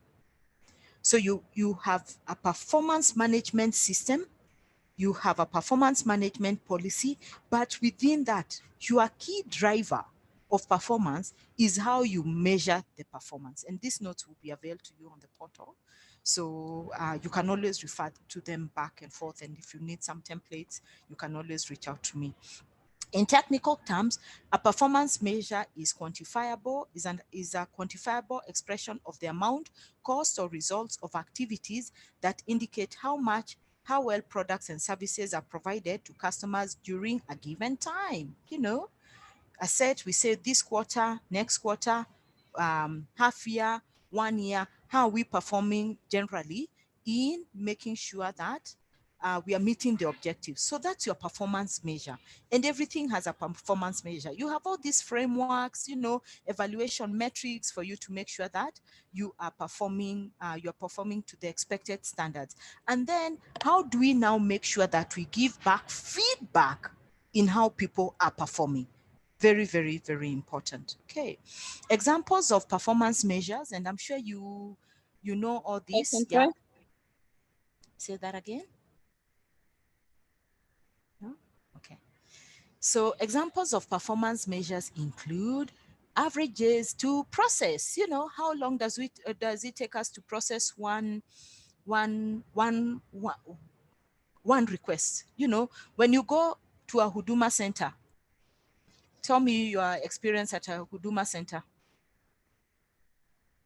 Anyone? Or even logging into eCitizen trying to get a service, or even trying to get your title for a shamba. I'm sure all of you have plots and shambas in this webinar. Average day to process. Are you assured of a time?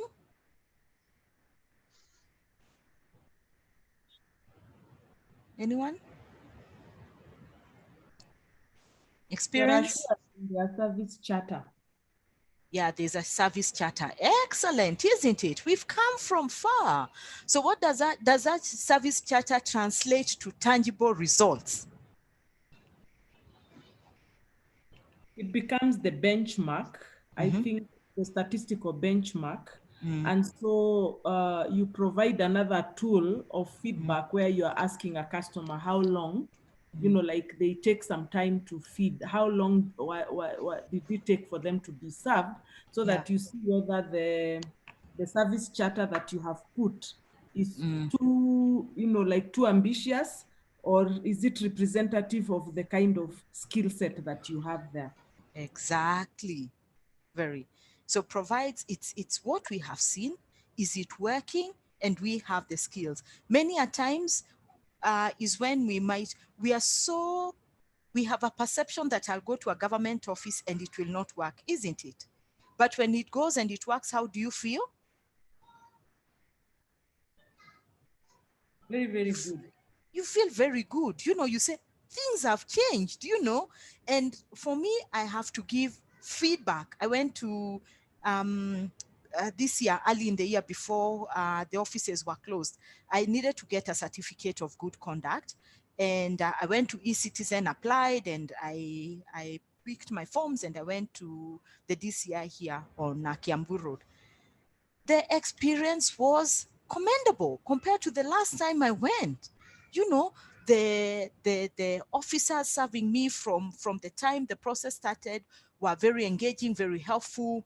They came out as people who really wanted to serve, you know, in the least possible time. The guy who was taking my fingerprints was very engaging. You know, I had to give back feedback.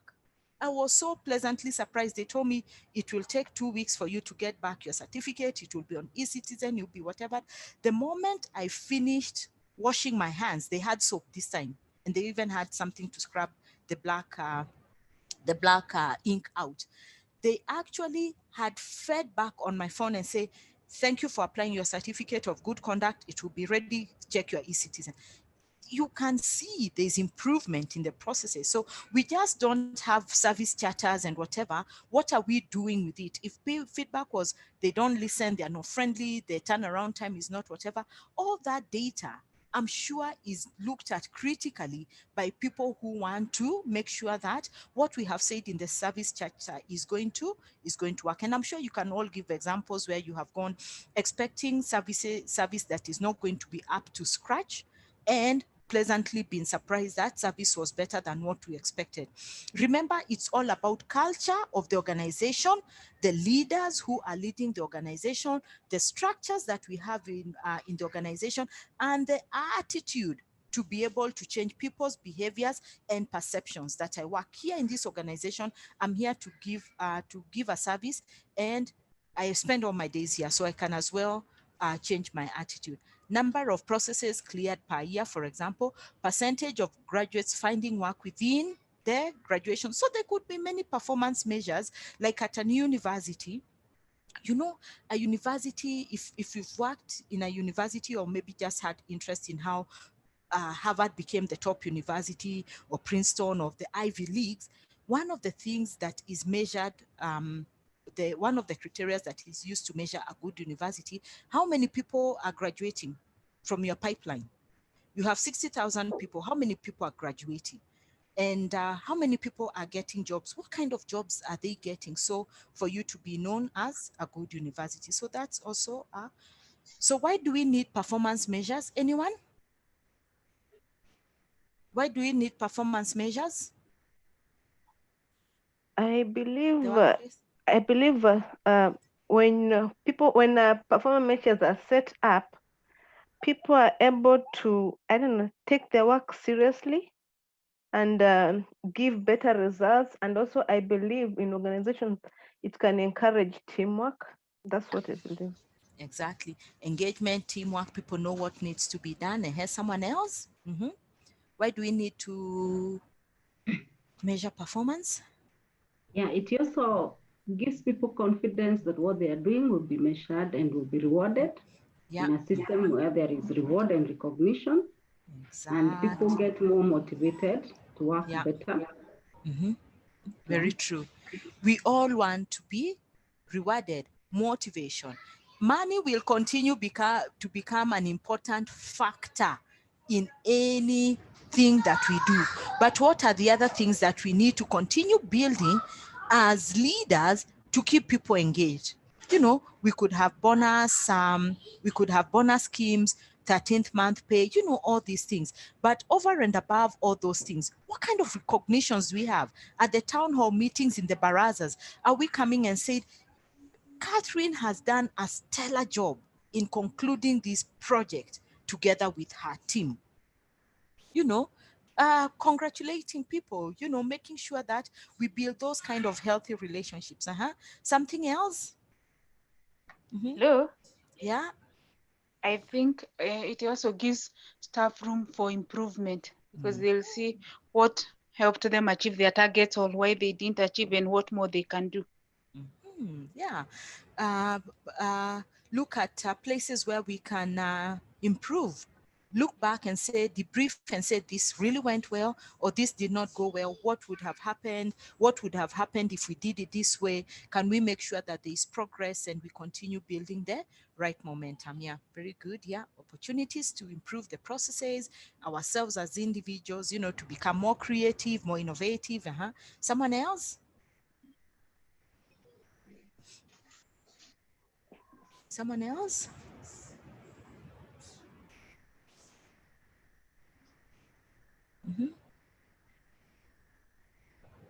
Could there be issues around consequences? Tell me something about consequences.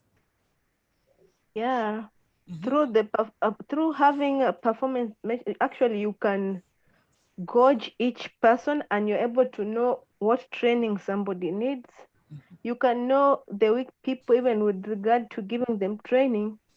They're not improving completely. So such people, I don't know, for us we have sanctions because you're given everything. We give you tools, we give you training, we support you, but at the end of the day, you're not adding any value. So we place you under sanctions. Yeah, Which so at it the could end be of the there could be consequences in terms of placing people in PIP for them to see the seriousness of it. And also, but one of the things is to enable you identify the gaps and for you to be able to continue building on your competency pillars in the organization. This position, this role in the organization needs this kind of competencies. Does Monica have them? You know, does she really understand? And if they're not there, are we making sure that we are providing the kind of training? Are we coaching people? Are we mentoring them? Are we job shadowing them in this organization? Are we giving them an opportunity to give feedback in the areas they think that they are weak in, and what are we doing about it? Instead of just saying, you're not performing, we're going to put you on a performance improvement plan. But even as our participant has said, we do all these things. We have tried as much as possible, We need to show you that the seriousness of the matter, and perhaps we're going to put you on a performance improvement plan. So some of the things will indeed have consequences, but that is not where you want to reach. Because every time you tell someone I'm putting you on a PIP, what do? There's a lot of resistance, and sometimes it can be very, very subjective. Okay, great. Anything else? Anything else? Yeah, maybe I can just make a comment about the millennials. Yes. You see, we are seeing at the work scene, you are seeing the consequences of parents having bought exams and pushed them to become engineers who can't change a light bulb. But they have the right CV. Hello? Yeah. Yeah, so what we are seeing is a scenario where they are very gifted in terms of creativity and innovation, but mismatched with where they are and what their papers are. So it's also a reality when you give performance measure that this person is actually not good for this area, but probably some of the things they help with other teams can help you to take them somewhere else. A bit like what you're saying, identify gaps, but I think the millennials just need their own recipe. Manage them and whatever, yeah. So you need to learn the kind of generations that you have in the organization, how people want to be managed, the kind of personalities you have in your organization for you to be able to know where everybody's strength is. And right now what we are saying is that please don't box me in an 8-hour job. Even if I do it for 4 hours and I have done it well, do I have to account for my other 4 hours? Maybe if you're still very strict in your counting the hours, but now even at home, we are seeing people working longer hours. I see people pushing out emails at 1 o'clock in the morning, you know, and if they come, if we're expecting them for a meeting at 10 and they don't show up and maybe their presence was not that important, we have to go clamoring, whatever. They're still trying to rejuvenate and come back to the office refreshed. So we need to understand the people that we are working in the organization.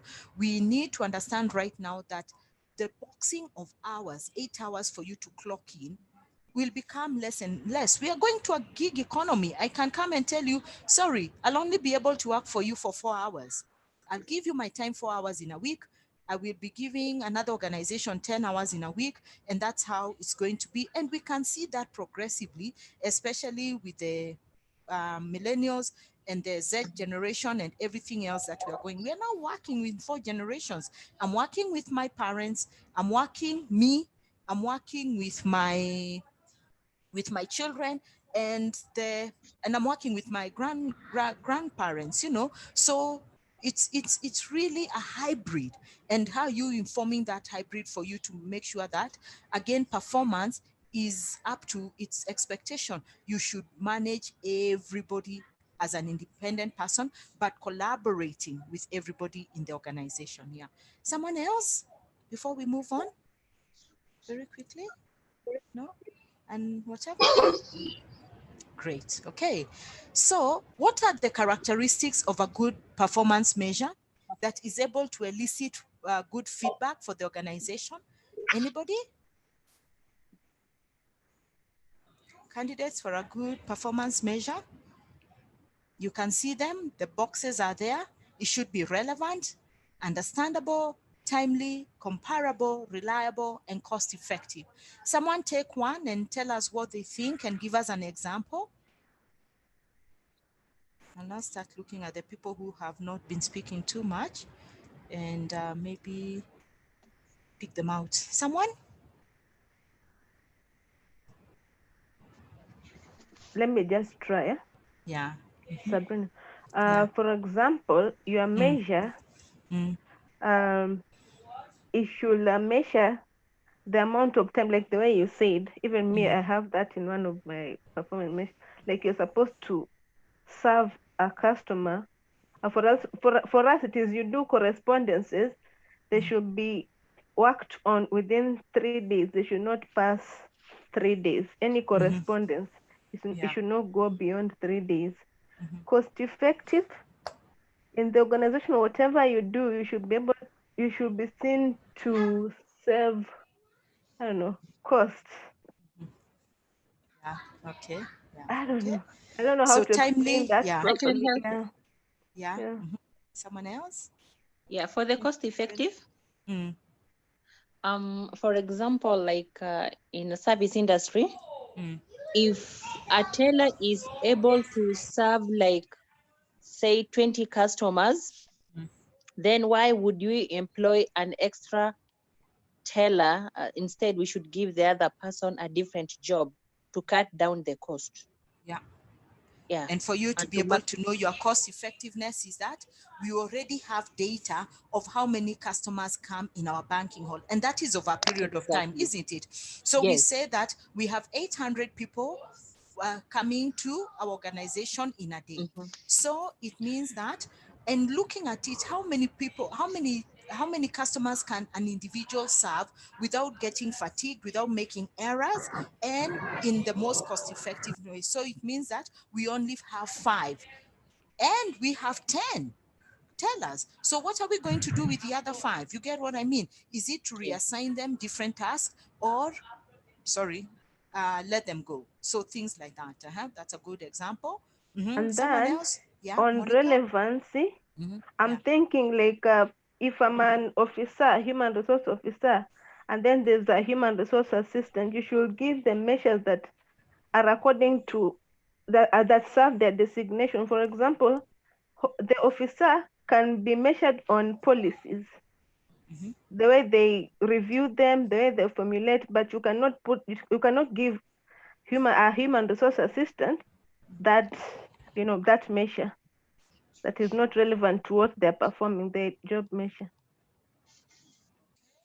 Anybody else of us? I like Sabrina's um, example, but can I challenge? Can I challenge that example for us just to think how Yes. we manage people in the area of succession and improving people's capability and whatever? I think a good holistic department from the group head. Let's say you have the chief human resource officer to the graduate trainee who has come to your department, should be pushed in a way that they learn everything that happens in that department. The only thing that maybe they would not do is sign off different documents, and they have different rights if you use systems and things like that. You get what I mean? But they should be able to develop policies. They should be able to learn how to develop policies. They know how recruitment is done. You get what I mean? It's just up to the magnitude of responsibility that they might not have. You get what I mean, guys? So I think relevance, everybody should know the objectives of the department, should be able to perform the task, but what is the responsibility in terms of mandate? Maybe the group HR is the one who goes to the board. You get what I mean? But that doesn't mean that the people in that department do not know what the board paper is going to be comprised of. You get what I mean? Because maybe they are the ones who say, what's our turnover? What's the analysis? What's the data? You get what I mean? So that work is distributed, you elicit feedback, you have a healthy working relationship with everyone in the department, and everybody feels that they are a part of it. So everybody is involved in the work that is done in the organization and in that particular department. You agree? Anybody? Or we hold information and say, isi yako, iwezi, ujafika hapo, you will not do it. Anybody? We work in those kind of organizations, and that's the feedback that we get. Yeah, because you see, when you join the organizations, like we follow structures. Like at a place, an assistant human resource is at a level, they don't have a degree, they don't have a diploma, so they do more of clerical work. Okay. Yeah, so for them at their level, they will not be actually introduced to policy formulation or participating. But the one who comes above them, that is the assistant human resource officer, that one enters at a diploma level, so they are actually introduced slowly. to such things, they participate. Okay. They start In participating your such opinion, committees. should people be involved in all this kind of work? What you have fast-track said, their I learning? concur with what you have said. Mm-hmm. Yeah, because it's a way of actually growing a department and also growing at the an organization. Because at the end of the day, you'll find people who grow along that line to even become better and perform better because you actually introduce them at an early stage, regardless of their entry level. Exactly. Yeah. Someone else, Maggie M. Your opinion, or Monica? Hello, this is Monica. Yeah. Yeah, I think I would pick the issue of being understandable, because at the end of the day, the bottom line about performance management is for the people involved to understand exactly what is expected of them. And therefore, for me, I think when it is not clear what is supposed to happen, then it brings issues of confusion. Okay. Yeah, I agree. So we should have a performance management that ensures that you don't need to explain to somebody once you have agreed that this is what will happen. Yeah. So understandable performance measures is critical. And on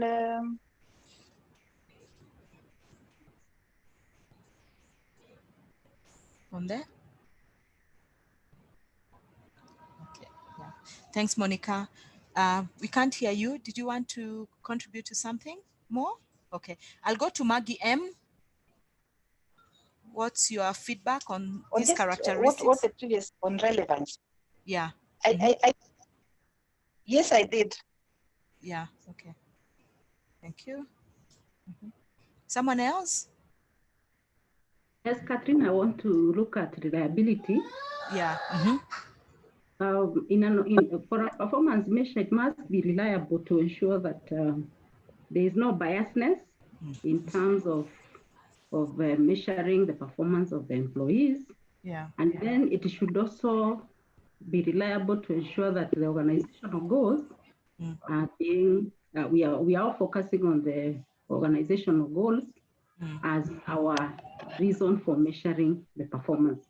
So the bit of reliability is very critical. And I want to maybe link it to being comparable, that one employee in a department and another employee in another department should be able to compare their performance on the basis of the measure that is being used. That's true. So that there is nobody who feels like there is biasness or there is a favoritism or anything like that in an organization.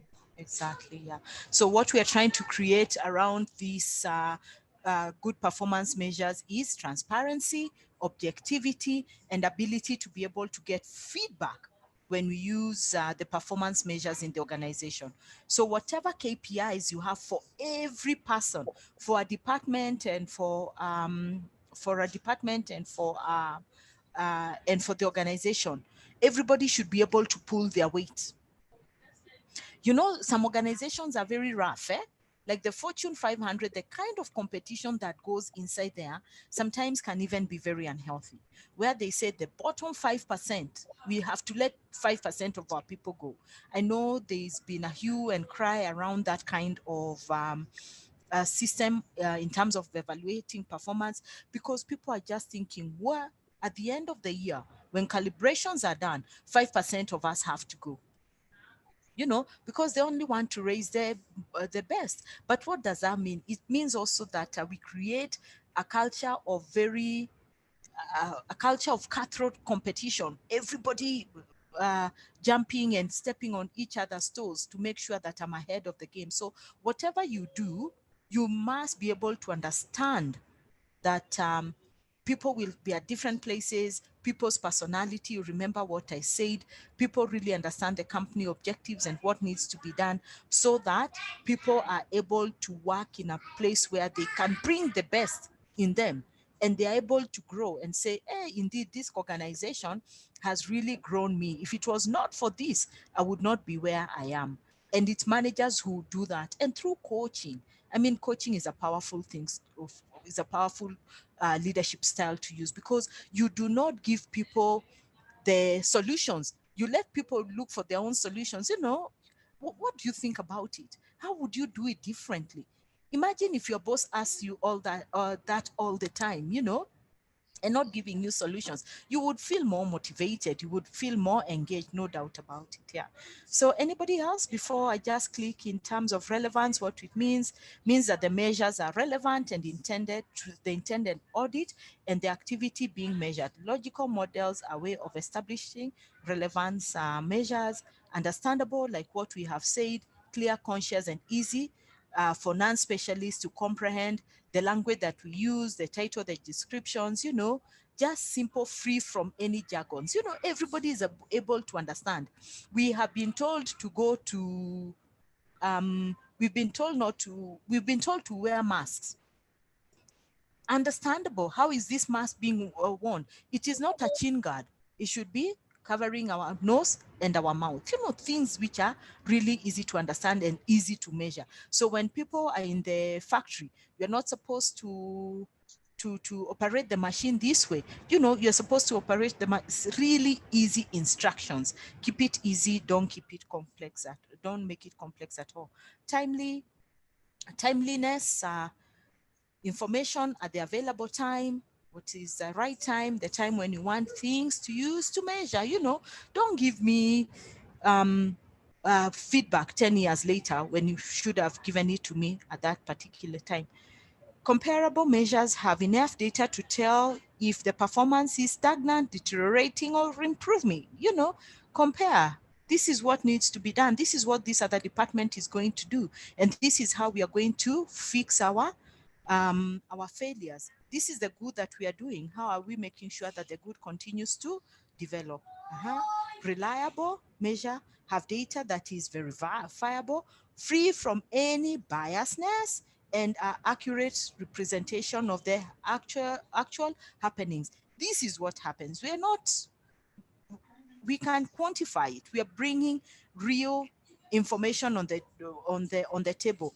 We are not saying, you remember what happened. People don't remember what happened. This is what happened. These are the facts on the ground, and this is how we are going to make sure that we address them. Cost effective. You know, we are lean, we are thin. Isn't that what organizations say? We are not going to add more people in the org chart. We are going to make sure that we stretch ourselves. Can work be done? Can you take up more work and be able to be more cost effective? Can we bring in processes to make sure that people are not fatigued? Can we ensure that we are continuously reviewing our processes so that we automate as much as possible, so that we continue having the resources we need in the organization to become the market leader and to make profits, or to just be able to serve the people in the most cost-effective manner. And types of performance measure, input measures, and I'm sure you all know this. I should have asked maybe what are the major input measures, output measures, process measures, and outcome measures. An example of an input measure, an example of an input measure. Just think through your department or your organization. Anyone? And these are things that if you don't have, I would like you to go and implement at your place of work, please. What's an example of an input measure? Or even an output measure, process measure, or an outcome measure? For HR, the number of complaints is an input, because once you receive the complaint, you have to work on that data. Okay. That's a good example. And then output measure, someone, or maybe you can continue. Anyone? Anyone? Output would be the feedback. Output would be the feedback. And you have worked on the data. I've worked on the data. Process measures.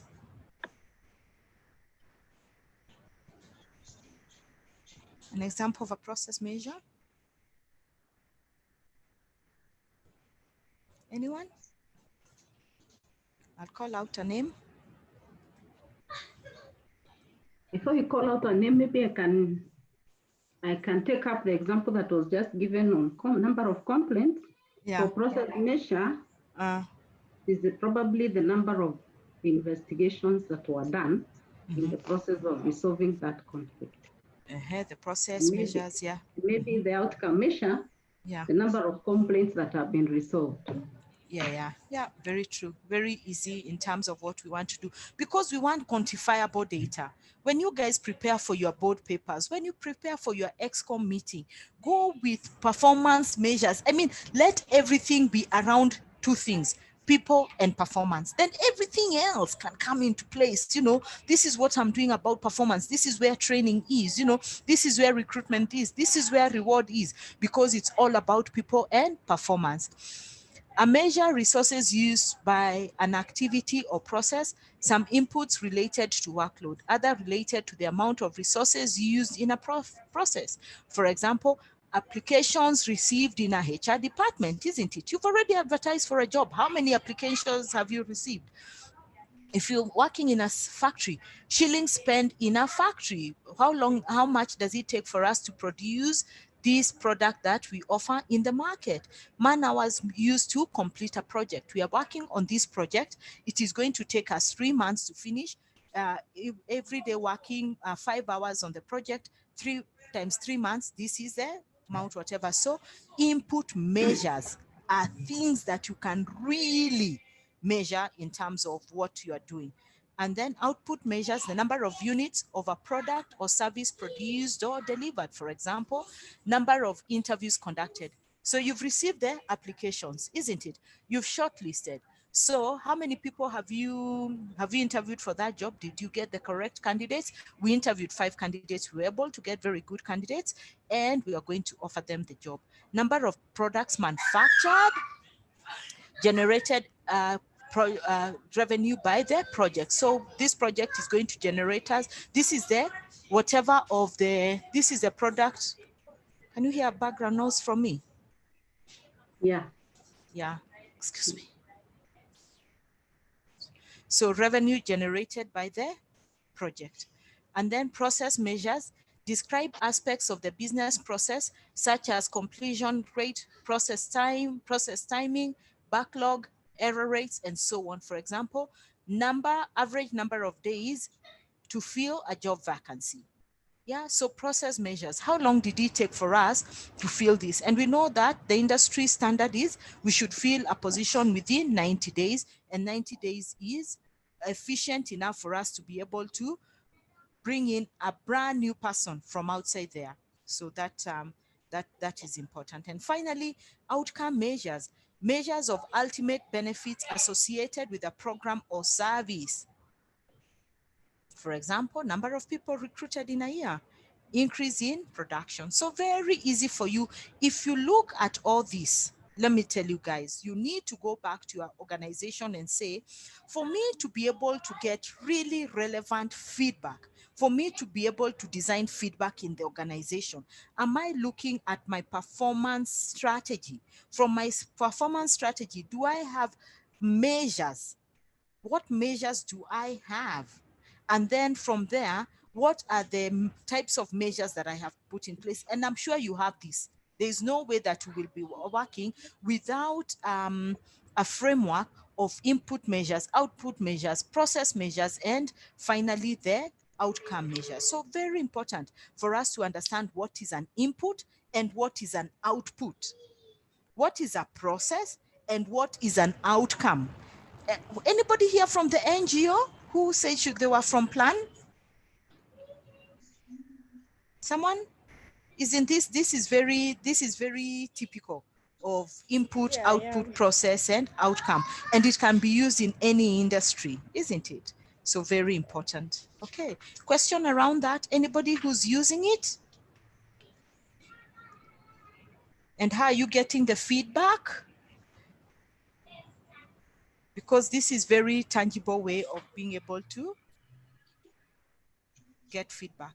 Okay. Great. Any question up to there? Is it relevant? Is everybody still feeling engaged? Do you have your cup of coffee? You know, I can't see all of you, so I'm sure maybe you're having your water or your favorite beverage and going on. Okay, so let's dive into two topical issues which are very important around feedback is types of feedback and how to design feedback. When we have looked at performance, and now we are very clear in how we engage performance in the organization. So what kind of feedbacks do we get? Types of feedback at the workplace? Types of feedback? Types of feedback? Yeah. 360? 360 could be one type of feedback, how we give feedback. Yeah, where like you are being checked by almost everyone. You are being given feedback by your managers, those who are working under you, and the ones at the same level with you also. Okay. Type of feedback. Could be 360-degree feedback. It will fall somewhere. Another kind of feedback. Overall feedback. Waiting. There's also disciplinary feedback. Disciplinary feedback. Disciplinary feedback. Type of feedback. Another type of feedback. Did I hear someone else in the background from afar? No? Someone else? So we can categorize how we give feedback broadly in three main types of feedback. Three main types of feedback. And I'm sure you all know the first one is constructive feedback. You agree? The constructive feedback. What is constructive feedback? I've given it away. Constructive feedback. A positive feedback, I guess. Constructive feedback. Okay. Feedback that is meant to bring some change or some improvement on the person who being given the feedback. Exactly, yeah. That is, should be bringing some change. Is the person who is receiving feedback. Someone else? I'm thinking it is from what you observe. It's a feedback from what that is based on what you observe. So you give it to somebody. It may be, I think it may be positive or it may be negative, maybe focused around any particular issue. Yeah. I'm not saying, I don't know. Yeah. Observing, we observe how I work with you, the kind of attitude that you display, very true. And then I give you feedback. So constructive feedback, just as the name implies, I am giving you feedback based on an event, based on my reality of what I am seeing. The type of feedback given to employees has a major impact on their subsequent performance. You agree? Motivation and engagement. How we give feedback. In order for managers to be most effective at providing feedback, they must understand the differences between the types of feedback. And the first one, which I want you to take into consideration and look at it, because I will introduce 4 types of feedback, 4 types of constructive feedback, and the first one is negative feedback. Corrective comments about a past behavior. You see, I've bolded here, a past behavior focuses on behavior that wasn't successful and should not be repeated. Someone give us an example of a negative feedback. You see, and what it means. Corrective comments about past behavior. Constructive, 4 types of constructive feedback. Negative behavior. Negative, for example, if somebody has been repeatedly coming to work late over a long period of time, that's past behavior. And then I guess your next step is then now to help them correct that behavior. Exactly. Yeah. So we've observed that you always come to work late, and we want to nip this behavior. Tell me, negative feedback. So that is whatever. How do people feel when they are given negative feedback?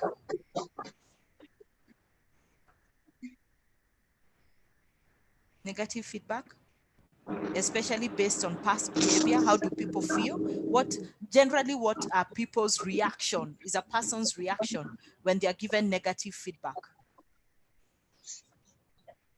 It depends on individual. Others could take it positively and reflect and try to improve. Others could take it personally and may not be ready to continue to do what they're supposed to do. So it depends with an individual. Exactly. Depends with an individual. Very true. Become self-awareness and how it is also communicated to me. Because by the time I'm giving you negative feedback, most of the time I am so tired of you. You remember where I said a manager needs to reflect, needs to be authentic, needs to be ready to give feedback. And you remember where we want to avoid conflict? And we pile it until we come and say, Catherine, you're always coming to work late. This is not your mother's company. What makes you come to work late? Look at that kind of communication, because we've pent up all that instead of day 2, day 3. Catherine, you seem to be coming to work late. What could be the issue? So negative feedback, sometimes the reaction, if you want the best out of it, is because we've piled it up and we are not willing to give it at that time. And then when it comes, it becomes too much, we burst out on the other person. Positive feedback, affirming comments about past behavior, focuses on behavior that was successful and should be continued. An example of positive feedback, a real good example of positive feedback, someone? Hi, Kate. There's a lot of background noise. Yeah, I don't know. I'm trying to mute.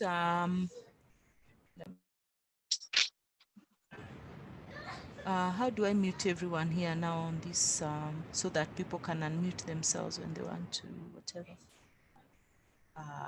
Yeah. Okay. Someone? An example of positive feedback?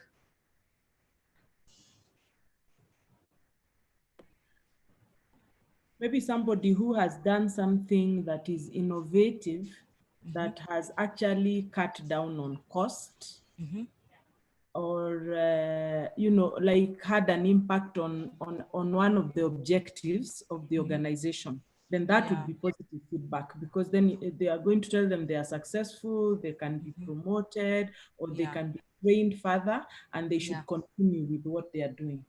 Okay, yeah, positive feedback, yeah, in something that someone that has accomplished, yeah. So you've been able to save costs here, well done, and affirm that should continue.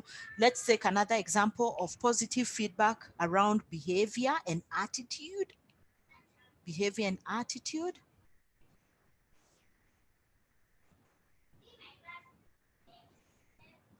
Scholar here, recently our HR department was very busy with the month-end issues, contract management and everything. And in this COVID situation, life is not the usual. Contract ends are not the usual. And as you're talking about sensitivity and everything. So the HR team has really been engaged in even working with the managers and everything. So there's this lady, one of my colleagues in the department, who at some point went out of her way, working longer hours than usual, supporting me with many tasks beyond the expected.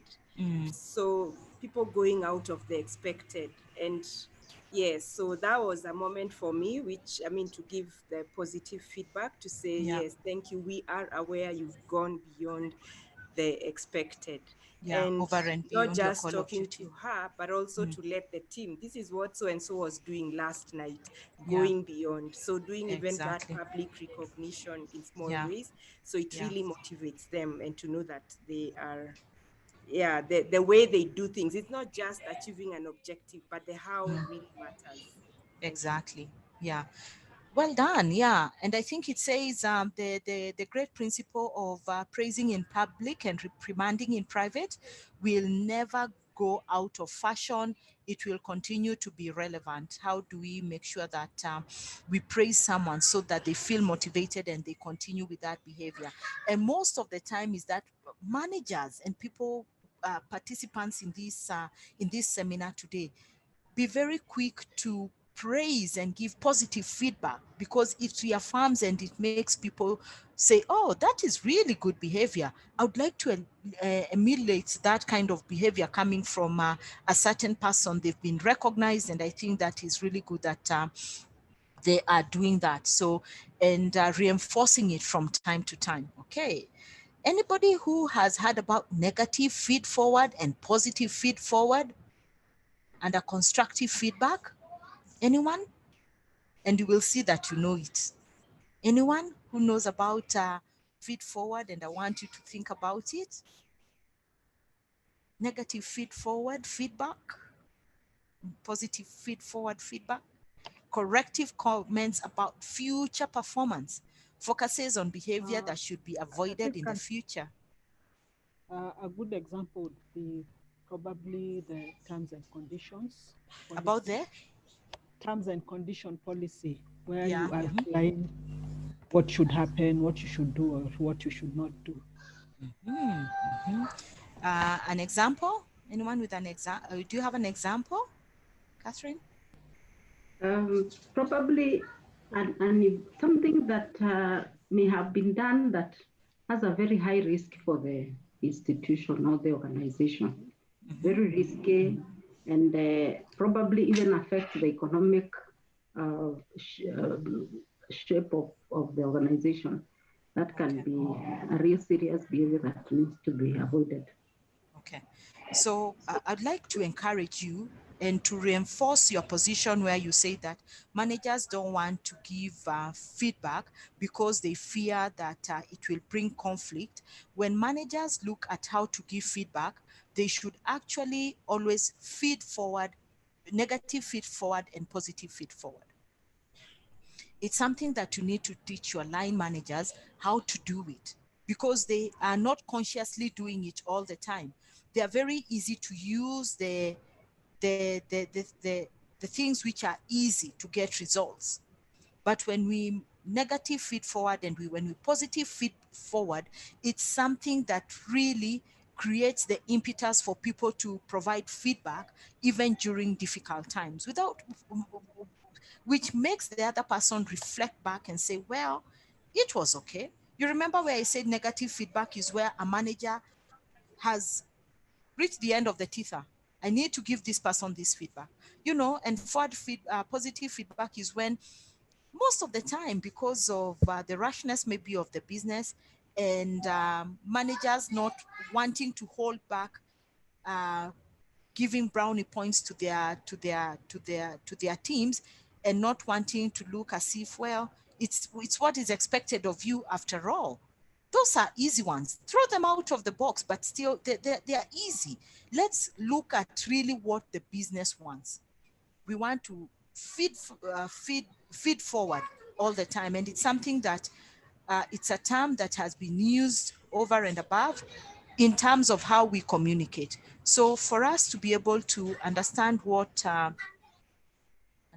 okay, so you might ask, what is forward feedback? Very simply put, rather than providing positive or negative feedback, feed forward consists of providing future-oriented options or solutions. This is happening, but how can I help you going forward that you do not continue doing what you are doing, or going forward to keep to the momentum of what needs to be done? So I'd like to give some examples of, let's say, this a very good example. Next time you perceive a curve, let's say you suggest to Bob or something. Next time you perceive a curve on the road ahead, I suggest that you slow down before the curve. You're seeing you are coming to a hill, there is a curve. Instead of you still accelerating and you are coming to it, try and slow down before the curve and then accelerate when you are in the curve. You get what I mean? It's like a blind eye at corner. Try that and you see how it feels. You know, you are not pumping your you are not pumping your heart. You've reached there and you're thinking, I made a wrong decision. I'm still accelerating here. I don't know whether there is a car that is coming towards my direction and I have not seen it. Or people who come for meetings all the time late, for the next meeting, Catherine, I suggest that you agree to have Bob PQ from the office because on his way here, he always manages to arrive a few minutes earlier. You get, it's like getting an accountability, whatever. It's not saying, you always come to work, you always come to the meetings late. We know these people. How can you, whatever you say, you know what, Bob always comes to the meetings early. The next time I would suggest that he comes picking you up, you know, and tell Bob, you know, when you're coming to the boardroom, why don't you pass through Catherine's office and pick her up? Because Catherine either will have forgotten or she's still working, or it's just her nature to be late all the time, which is a bad behavior. So you're trying to re-emphasize that in the future, this is what we will be doing, you know, without telling them that this whatever offer solutions. This kind of forward feedback is offering solutions, but most of the time is when we are always giving solutions, you know. But how can I help you improve? This forward type of comment can advantageously replace positive and negative feedback in a way a given person has managed past behavior, such as the examples about poor handling curves while driving or coming to the minutes late. You get what I mean? So giving feedback in the future about the kind of behavior that we want to see, being accountable and giving solutions within that, and for people to reflect, is a much better way compared for us just to be able to say, this is what's happening and whatever. But in the future, what would we like to see? That is something that managers must continuously think around and deliberately take time to reflect on the way that they give feedback. Any examples? Have we done that? Is it hard? Is it something new that you're hearing it for the first time, or you are doing it but not consciously? Anyone? Is I it think helpful?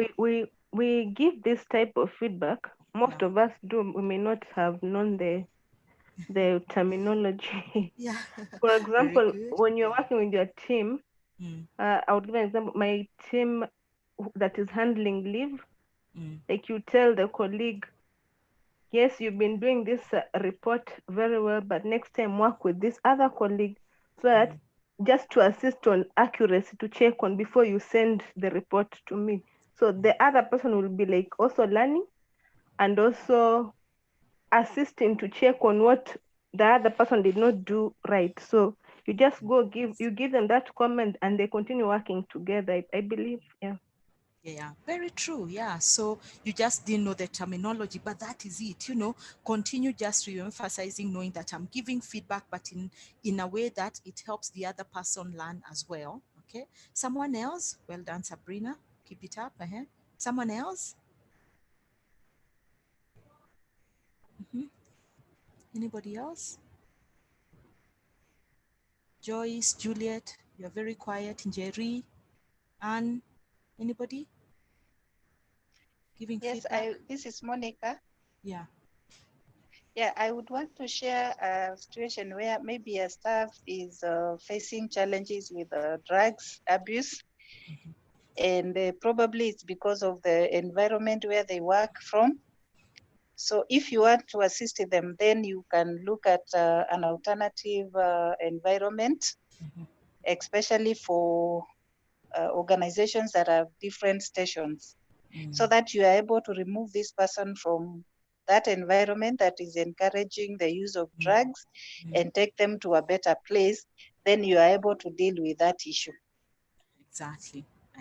I like that forward feedback, you know, in terms of helping the person deal with the situation. But remember that also needs much deeper interventions. I like, you know, removing them from that place where drugs are easily available, alcohol is easily, substance abuse, whatever it is they would be abusing, removing them from that environment and giving them whatever and giving and providing them feedback. But of course, there will be more underlying interventions that they need for them to come out of that behavior that is would be harmful to them.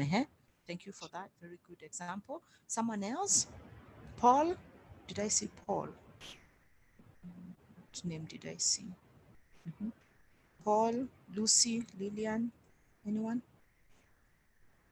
Joyce? Juliet here. Yeah, Juliet. Just a short comment on feed-forward feedback. Mhm. When giving it, would if henceforth now I'm learning that I start by reinforcing good actions, good performance that has been there, and then go ahead to give these other suggestions going forward. Like, yeah, I like your report has been a good one, just like we've mentioned a few minutes earlier, and it is always acceptable. It has been accepted by the board, and it has been going well. And now going forward, let's also add this to your report, or please run it by someone before you bring it forward to the board. So we are reinforcing while encouraging them to do something extra.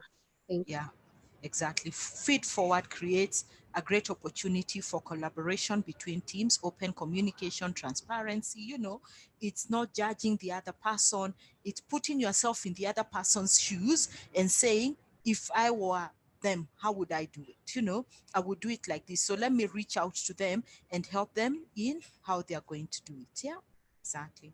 Thank you for that. Anybody else? And these are all examples that that could use, and maybe this, you could form this as a template, you know, feed forward and encourage managers and say, when you give the kind of you use feed forward feedback mechanisms, these are the number of advantages which are so obvious that you would be able to achieve. You know, there is no you're able to address conflict in a way that is understandable. You are brave enough to call out bad behavior, but calling out that behavior, one, to reinforce what needs to be done in the future in the organization. Is that okay? Great. So a new technique, feed forward, and I'm happy that you use it, and now you know the terminology that needs to be there. Okay, can we continue? Okay, great. So other types of feedback, we say there are three types of feedback: is the praise feedback and the criticism feedback. Positive statements about the person, Most employees will respond to praise with an increase in self-esteem, confidence, like what we said, you know, just to be self-serving, because we know that we want people who can lead themselves, lead teams, lead the organization, bring an entrepreneurial spirit to the business, and be able to know that I work here because I'm given feedback, and praise feedback is a very important one. Then criticism, an opinion, judgment, or negative statement about the person or their behavior. Criticism is destructive feedback and is generally not effective in increasing performance at the workplace. So that kind of feedback should actually be at the very back and back of our minds, and that kind of feedback should not be encouraged at the workplace. But most of the time is when we use criticism as whatever, because you are not even addressing the issue. You're actually now attacking me as an individual, and people block and lock you off. An example is this: what happens is, do we see this happening more than praise or constructive feedback? Does it have a place in the organization? Do you agree with it? Kind of feedback, types of feedback? Yes, it happens a lot. There's more criticism than praise. Like I would give an example whereby an officer would do many correspondence. You know, you've asked somebody to do, for example, 200 letters and they deliver very well, you did not praise. So in the event of that, maybe 2 letters had mistakes. So you come criticizing and quarreling that officer. That's an example of, and you do it when everybody is hearing. That's even worse. Yeah. Praise in public, reprimand in private, even at your places of, at your homes, you know. How do you reprimand your children? How do you reprimand the people who work for you, the nannies, the house helps, the gardeners, your drivers, whoever you have that you've employed, you know. Even if you have fundis working for you for a day or something like that, just think the kind of feedback that you have for them, you know. Is it forward feedbacking? Is it praise? Is it criticism in front of whatever? Because we are so in tune to be impatient. We want work done in a particular way and not giving someone the opportunity to perform. And also, they've done all this heap of 198 letters are correct. Surely these two, is that what is going to crumble the heap? You know, what can we do? Give praise. 99% are done well. Only this 1%, perhaps it has an error. Do you mind going to correct? Someone else? What we see in organizations? I think is it criticism is responsible for a good percentage of the labor law cases.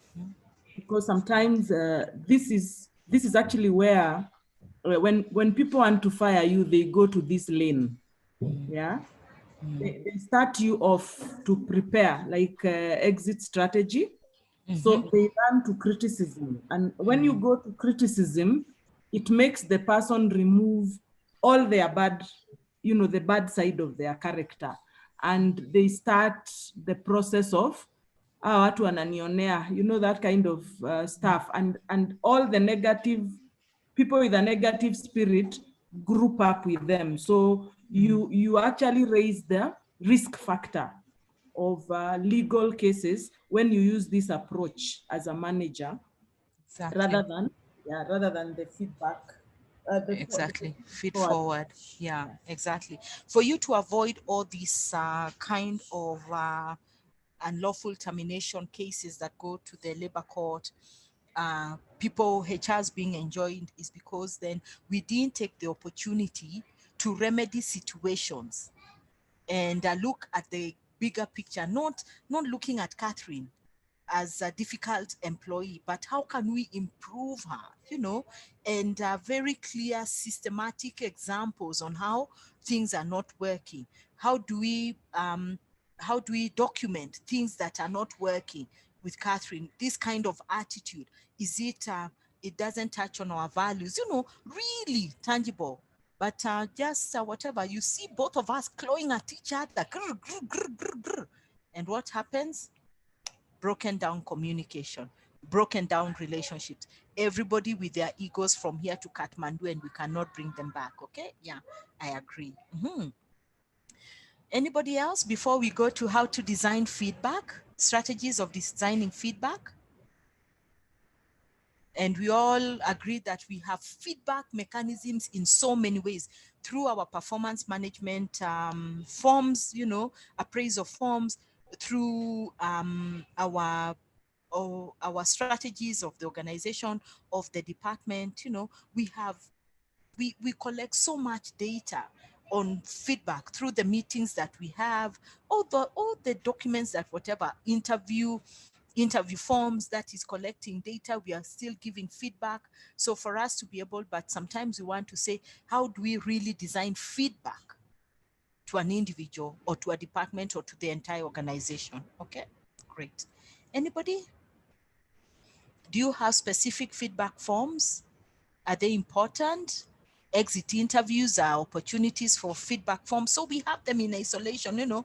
We can pick information from here to here if we want to develop a policy in a certain area, or we want to update a policy. We want the policies to be progressive, like I keep saying. Anybody? A policy, a feedback policy at their place of work? What informed them to develop that? or are they in pockets here and there, here and there? Engagement, feedback surveys, you know, what are we doing? Anybody? So designing, On policies, what we do after the committee that was chosen to work on such a policies, after they are done, it's supposed to be shared to with heads of different sections and also to different stations. Then they share with also the subordinate staff. They give their views.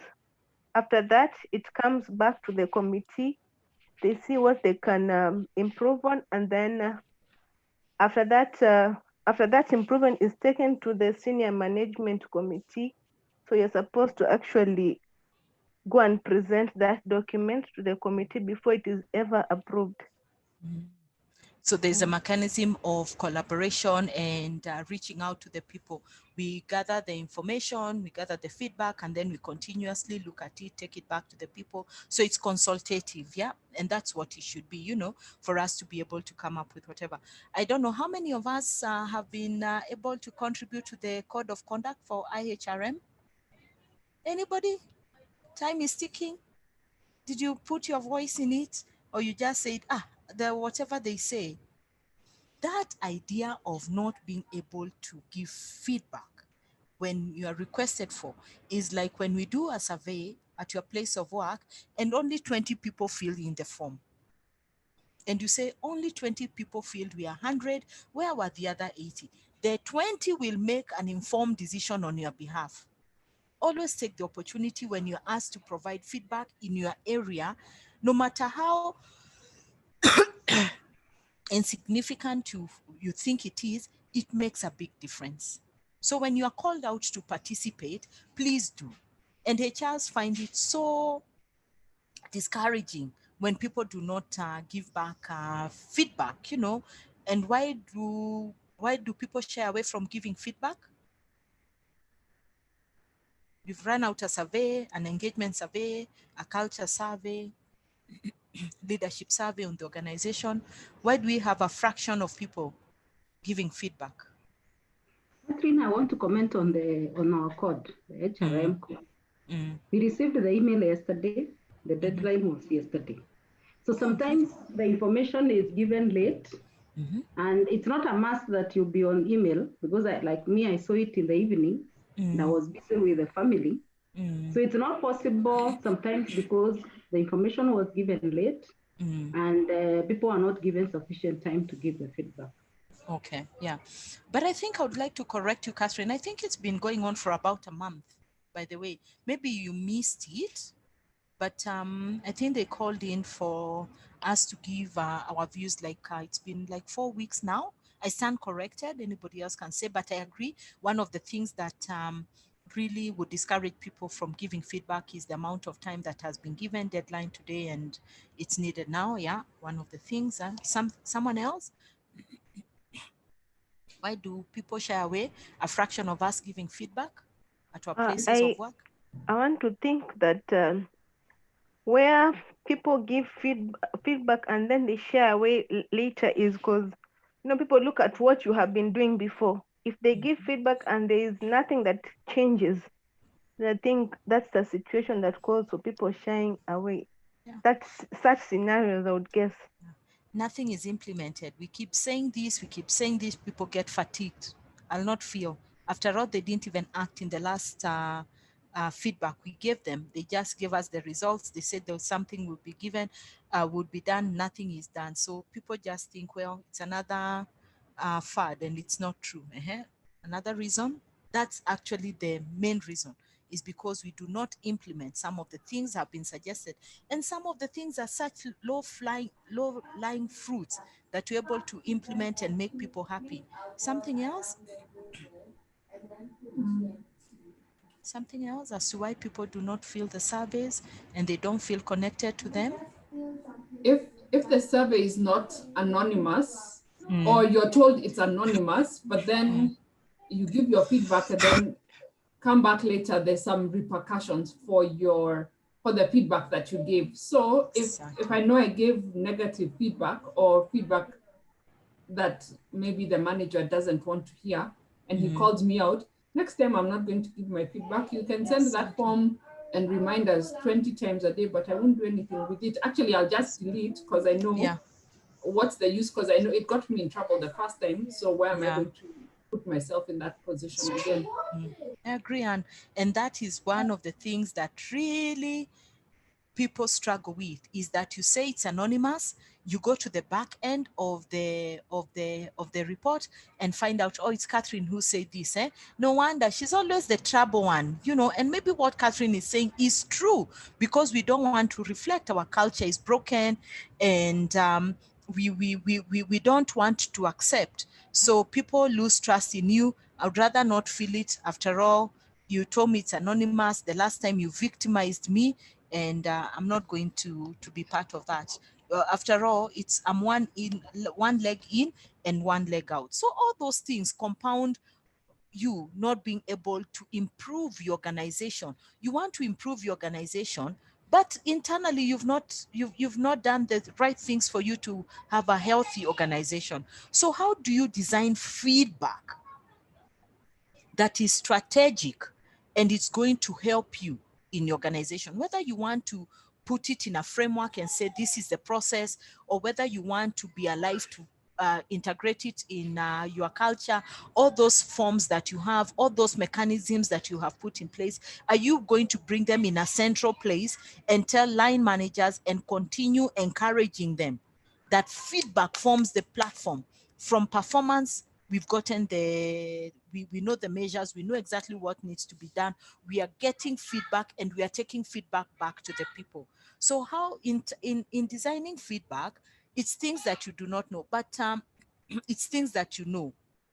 So these steps will actually help you design feedback, either in a tangible way or in an intangible way. When you just think about giving useful feedback is extremely important, it's timely and it's warranted. Start with the foundation of trust. That and that's why I said, why don't you get feedback? Why is it only 20 people giving you feedback compared to the 100 people that are in the organization? So start with the foundation of trust, that I trust you, that you trust me to give you back feedback. Frame your feedback with context, with information that you know is real, that you can point back and say, this is what happened and this is why, whatever. So the context of your feedback need to be truthful, need to be authentic, and you need to give it in an empathetic way. Be clear and specific that this is what needs to be done. Describe the problems, don't offer solutions. Let the other person get an opportunity to think through and say, I think I can be able to do this. You know, I never looked at it this way. Thank you very much for giving me the opportunity. Be prepared to explain your thinking. And why that is critical in designing feedback is because there are some people who are always looking at, why are you saying giving this to me? And you become defensive as the person who's giving feedback. Be prepared to have a two-way partnership with the person that you are giving feedback. When they ask when they ask you questions, be ready to give back. But I'm the boss. After all, you need to listen to me and you need to be more informed that people will always ask you. But if you are that kind of organization that don't give people room to be able to ask questions, you will never be able to design your feedback in a way that is effective and it helps the individual and it helps the organization. Serve a love sandwich. Very important. What is a love sandwich? And it has been sometimes thought, well, is it really important? It will continue being important. Start with things that are going on well. This is what you do very well. And bring in the things that need to be improved. And this is what's happening. You've now started coming to work late. What is the problem here? What do I need to understand about this? Your performance has started to dip. What is happening here? And then, the sandwich, the bread, and then the ham, let's call the ham or whatever you're going to put in between. That's the negative. And then the other bread at the bottom is also you close it with a positive. I am sure, given the kind of discussions we have held, I see you taking the next steps in terms of improving, you know. So serve your love sandwich with a lot of emphasis of this is what you are doing well. These are some of the things that are not going well. And I am sure you will continue doing well. And I'm happy that you've been able to listen and stay objective. You know, when you're designing feedback, stay objective, don't be judgmental, remove the core biasness that you would have around the issues that you are discussing. So that is how you actually design feedback. And it's easy for you to put it in a process format. Should you want to use templates, just remember all those, the criteria will help you be able to design feedback in a way that the other person will feel that is important, they've been respected, and they'll be able to move forward. Anybody who would want to comment or ask a question? I've put down the notes as well in the interest of time. Anybody? Okay, very quiet there. Anybody? Is it useful? Designing feedback, I know it's one of the things that we really wanted to look at. Okay. Catherine? Hello. Hello. Yeah? Hello. Hi, Paul. I'm fine, thank you. I'm very quiet. Yeah. Because I'm very green in this. I've never participated in such. But still, I'm very grateful and I've learned a lot from this conversation. Yeah. Okay. Yeah. Very grateful for it. Yeah. Yeah. Yeah. Do you provide feedback? How feedback, I've really learned how feedback can impact on organizations, and I'll try my level best. Fantastic. Within that. Yeah. Okay. Yeah. Thank you. And Thank you. Yeah, you're welcome. And don't forget to always serve the love sandwich. It's very important, you know. Yeah. Great. So thank you. Yeah. Anybody else in terms of how to design feedback? Anybody? Is it something that you use? Is it something that you can quickly adopt? Is it something that you will be able to help your line managers be able to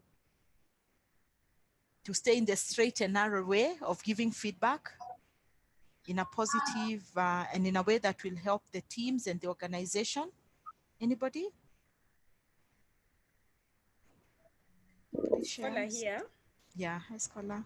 Yeah, usually it's easy to say that it's easier said than done, and very good content right there. But what I think is that we need to take the bold step and continue, saying it again and again and coaching managers, because practice makes perfect. We just have to practice these things intentionally. So the role of HR in this is to take it as a responsibility to coach our managers. Yeah, it's true. Easier said than done. I totally agree, Scholar. But if we push on and we have structures to be able to say, this is what we are going to do. This is our platform. This is our basis of giving feedback. And it has to be given in a way that everybody understands how it affects the organization, how it benefits the organization. Then it becomes part of our DNA to continue doing it. Yeah, I agree. During difficult conversations or even during praise time. Yeah, I agree. Someone else? Designing feedback? Ability to design feedback? I think what you've done is you've given a very good outline. And like what my colleague has said, it's easier said than done. The element of counseling. Yeah. Because most managers are not equipped on this field. And that is why even when you are talking about serving a love sandwich, there's a lot to do with the character of the person as opposed to, the skill set, whatever is involved in you being you. Some people just get you know, they stagnate at the meat part. And because if you grew up in a home where your dad was that kind of a person, you really need to work on your character. You know, it's about character. It's not even the will of the person. That you may want to serve a love sandwich, but you are made differently. Your character type likes to reprimand. So I think that's the basis of that. People need to unlearn some things and relearn others, so that it is very good to, you know, to deal with the feedback. And again, for a whole set of department of HR, if you have a person who basically is very good at giving feedback, maybe then you can utilize them in that particular aspect, because then it comes out very well. The love sandwich comes out, and it gives a way that is a win-win situation for both parties. Thank you. We cannot overemphasize people's personality and the characters that everybody brings at the workplace. We are not all of us wired the same. But it is important for us to learn the values of this organization. And if I cannot be able to resonate with them because that is not me, then the best thing for me is to leave. And I keep on saying, like last week, the workshop that we are dealing with difficult people, it's something that actually we touched on, Catherine. It was a heated debate where we said, for us to recruit the best, it takes time for people to let in people who almost resonate with the kind of values that we have. But we'll only be at interview stage. We are never able to know who really Catherine is. You get what I mean? I'll sugarcoat to get in. And the moment I get in, I come and vuruga everything in this organization. I make it so hard for other people to work with me, but we need to arrest those things hard and fast. And through talking through people, making sure that we are coaching them, for them to become self-aware, and for them to know this is not what happens in this organization. It takes maturity for someone to really reflect deeply who they are and say, and yeah, with this behavior that I bring to this organization, they don't like it, you know, and what would make me change? What has informed me with this kind of behavior? An impatient person. And I said last week, there is nothing that is far from the truth when you come and chest stamp and say, you know, like the way managers come and say, I'm a very impatient person, you better follow me. There is nothing that whatever. I'm a very opinionated person, I'm very judgmental. Those are vices. There's no wisdom in that. You know, you need to look at the virtues that we need to bring in as human beings. And all those things, because you think that impatience will make you mature and make you stronger and things like that. We need to slowly start telling our line managers, these vices that you have almost turned into virtues do not have a place at the workplace. So it's for people to reflect back, to become more self-aware. What are my weaknesses, really? Me as Catherine, people have told me that I'm a very impatient person. I'm a very impatient manager. Where does that emanate from? Is this the kind of whatever? I'm so hard pressed to give people praise. Where does it come from? Is this the kind of socialization that I had? Can I unlearn that difficult behavior in me? You know, because this organization want the best for me. So it's a lot of work, giving feedback and being in people's spaces.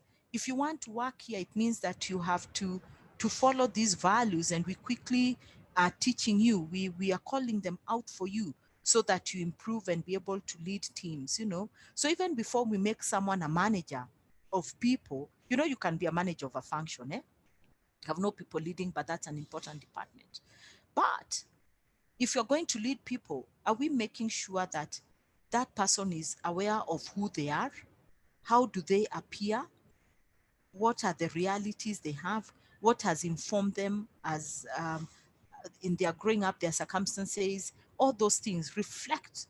And in coaching, that's what we say. You must be extremely self-aware of who you are, the circumstances that brought you to who you are in the society as an individual, and how do you lead people? And are you the kind of person who endears yourself to people? And if they're not ready for that, then don't make them managers. You know, We are quick to promote because it's, well, it's Catherine, she's a HR manager, the director position is ready, we push her because, well, that is the system that we want to make. You should make those decisions hard in the business to make sure that people are ready to lead others. Otherwise, designing feedback will never work. It will always be wishy-washy and we don't want to call it out. So thank you for that, being very aware of who we are. Okay, great. We are almost coming to the end of our workshop today. Time goes fast when we are having a good time. I believe you all are having a good time and you're learning whatever. So what are some of the ways, and we know them, of providing, how can we provide quality feedback? So we have a process, we have designed feedback. So what are some very, and we have said them over and over. So can we just have a wrap up on ways of providing feedback? When should feedback be given? Ways of providing feedback. We're looking for quality feedback. Very quickly.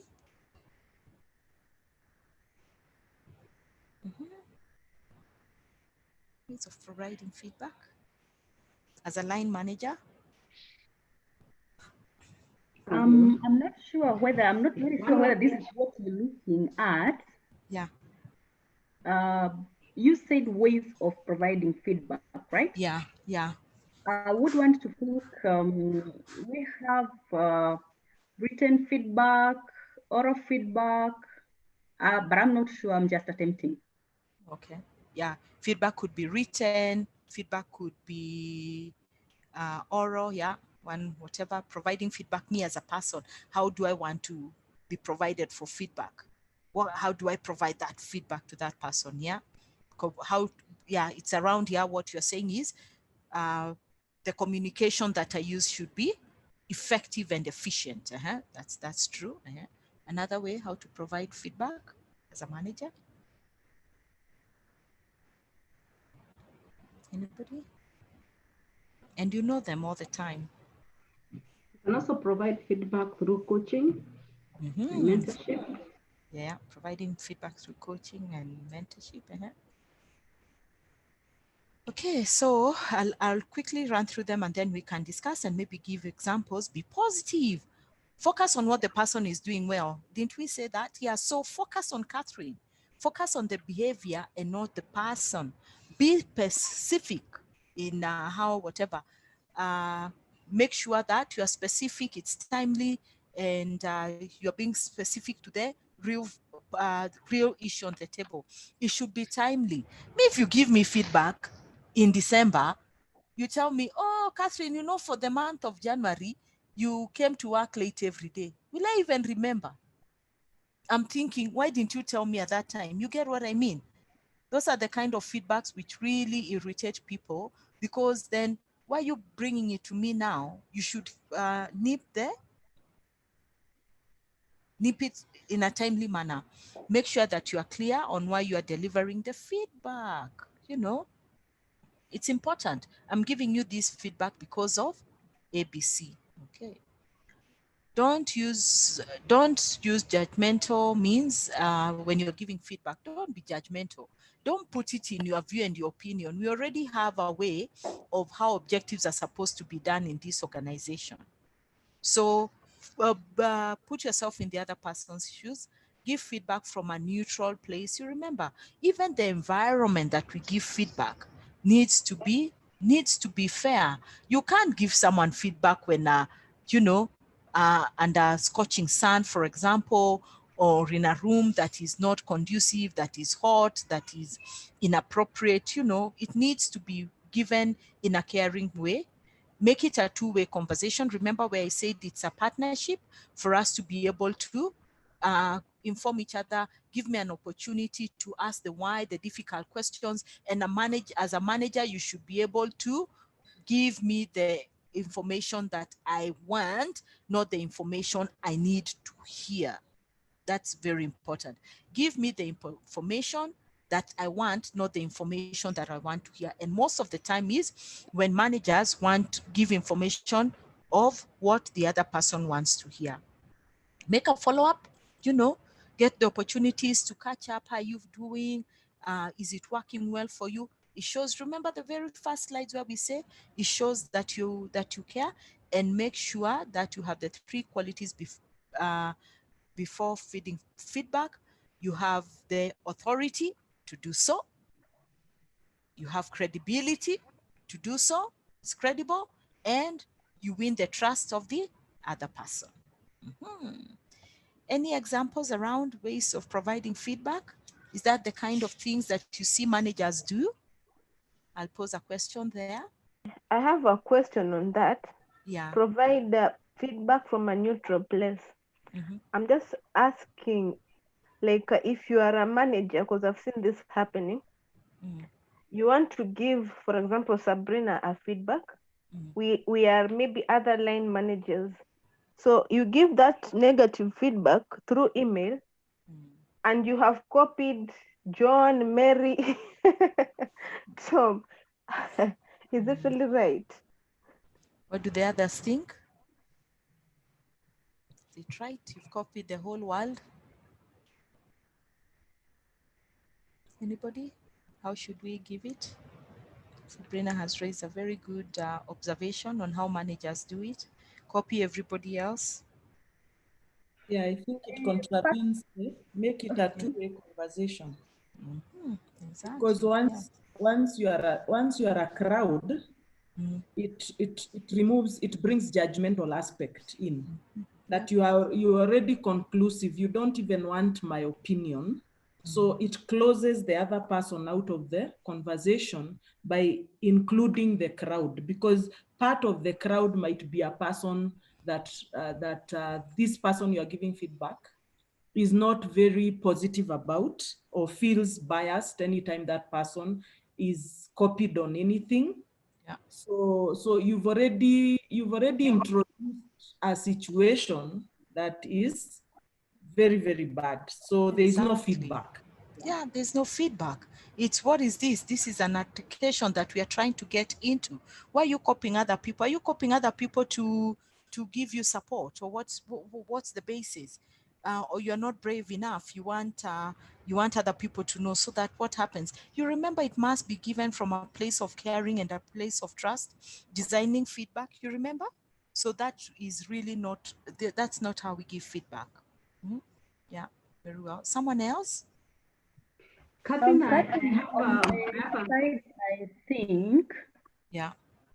On my side, I think when there are three parties or two parties involved, for example, this is an admin who has had issues with every manager around, and probably you've had the courageous ones, three of them who have come forward, they have complained, and they think that this person should be spoken to.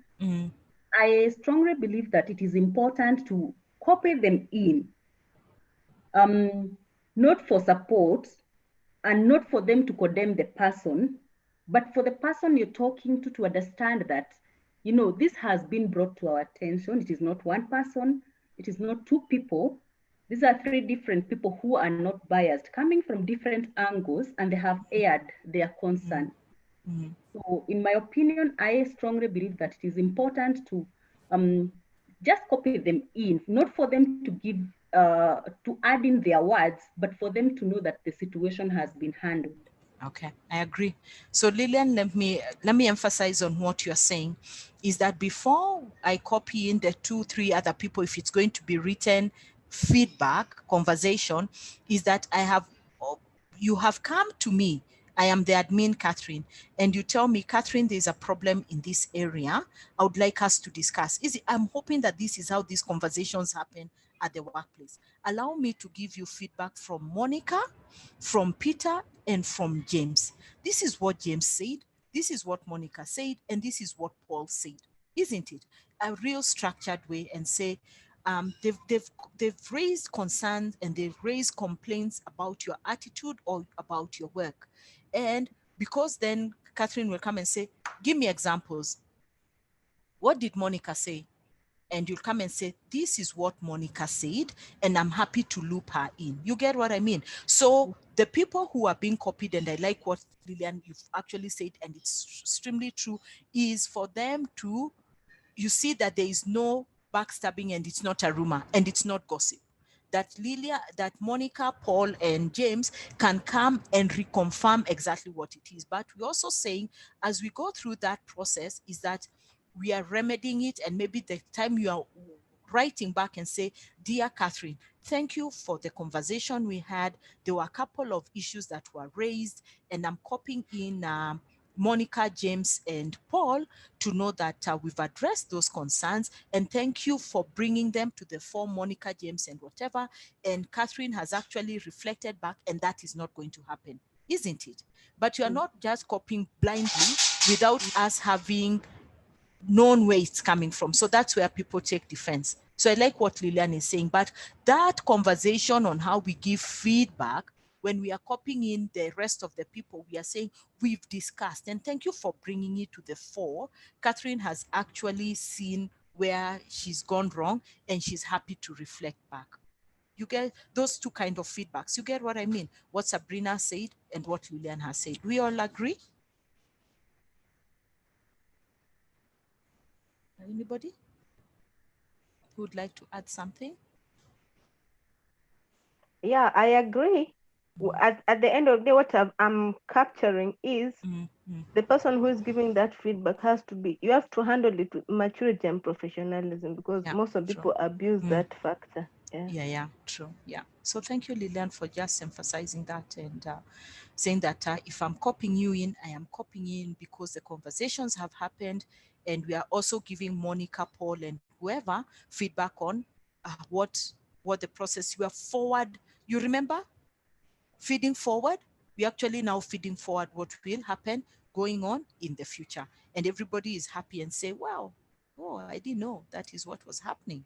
Thank you very much. And anybody else in the ways of providing quality feedback, being positive? I think also, if you're going to give me feedback about what I haven't been doing right, first we're going to have a conversation. Yeah. That this has not been going right, and then I tell you I'm going to also be speaking to a couple of people about the the problem that you're having, etc. Then after we have that conversation, I said, okay, we have finished, and these are the findings, and I hope you're okay with me also copying you on an email and including those people. So you're kind of like, you already know that other people have been asked.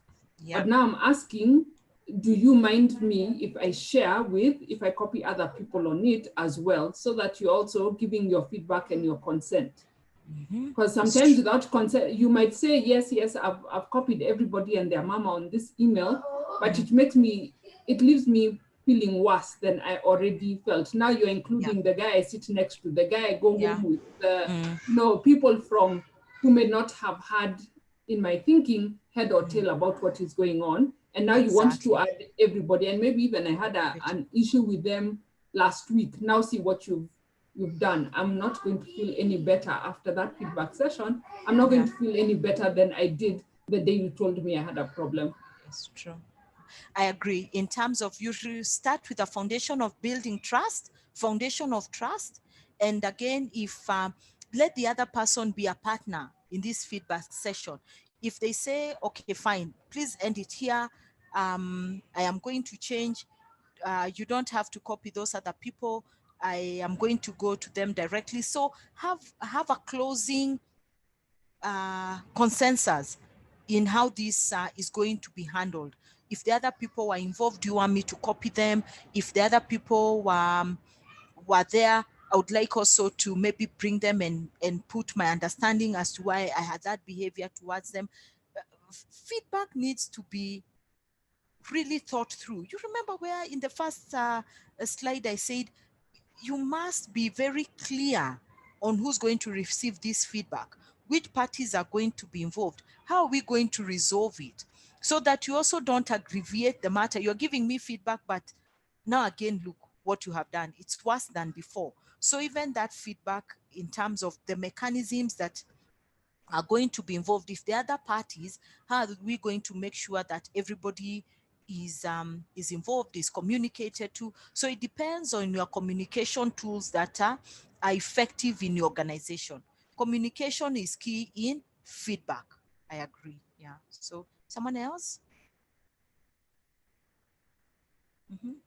Staying positive, focus on the behavior, being specific, be timely, deliver feedback. Anybody else around there before we wrap it up? Before I call the session, this is our last session. This is the last session for this workshop. Anybody else?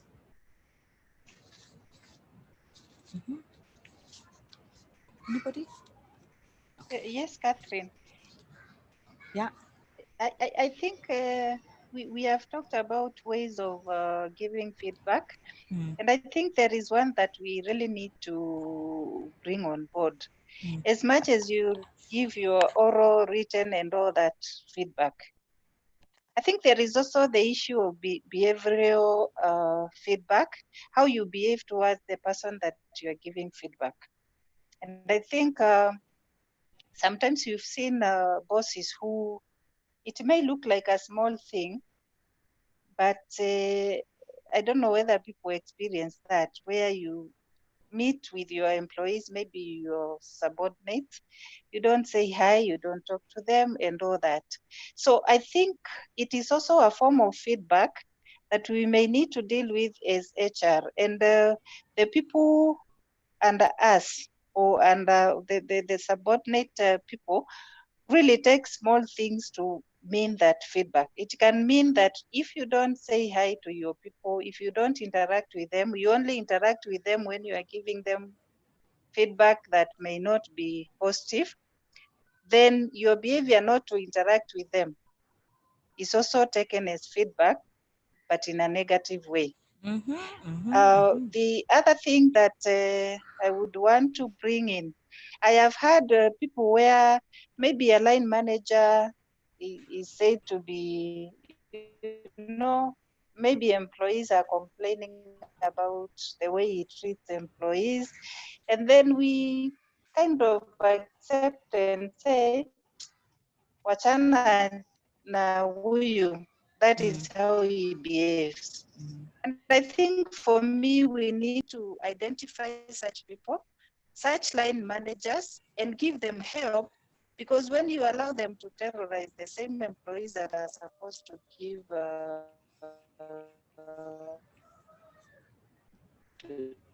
to perform, then it is people to identify those line managers or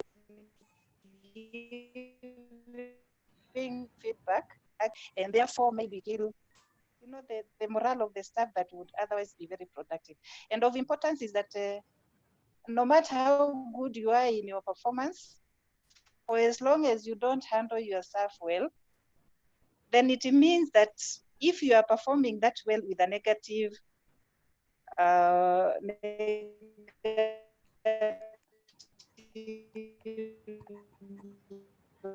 behavior towards your staff. Thank you, Monica. You've wrapped it up very well. Your how you appear, how you portray yourself to people. You never have another opportunity to make a first impression. If you're not endearing as a leader, you put people in the in the corridors, you're all coming to work, but you are wheeling your laptop bag to your office, and you don't even say good morning. We are social beings.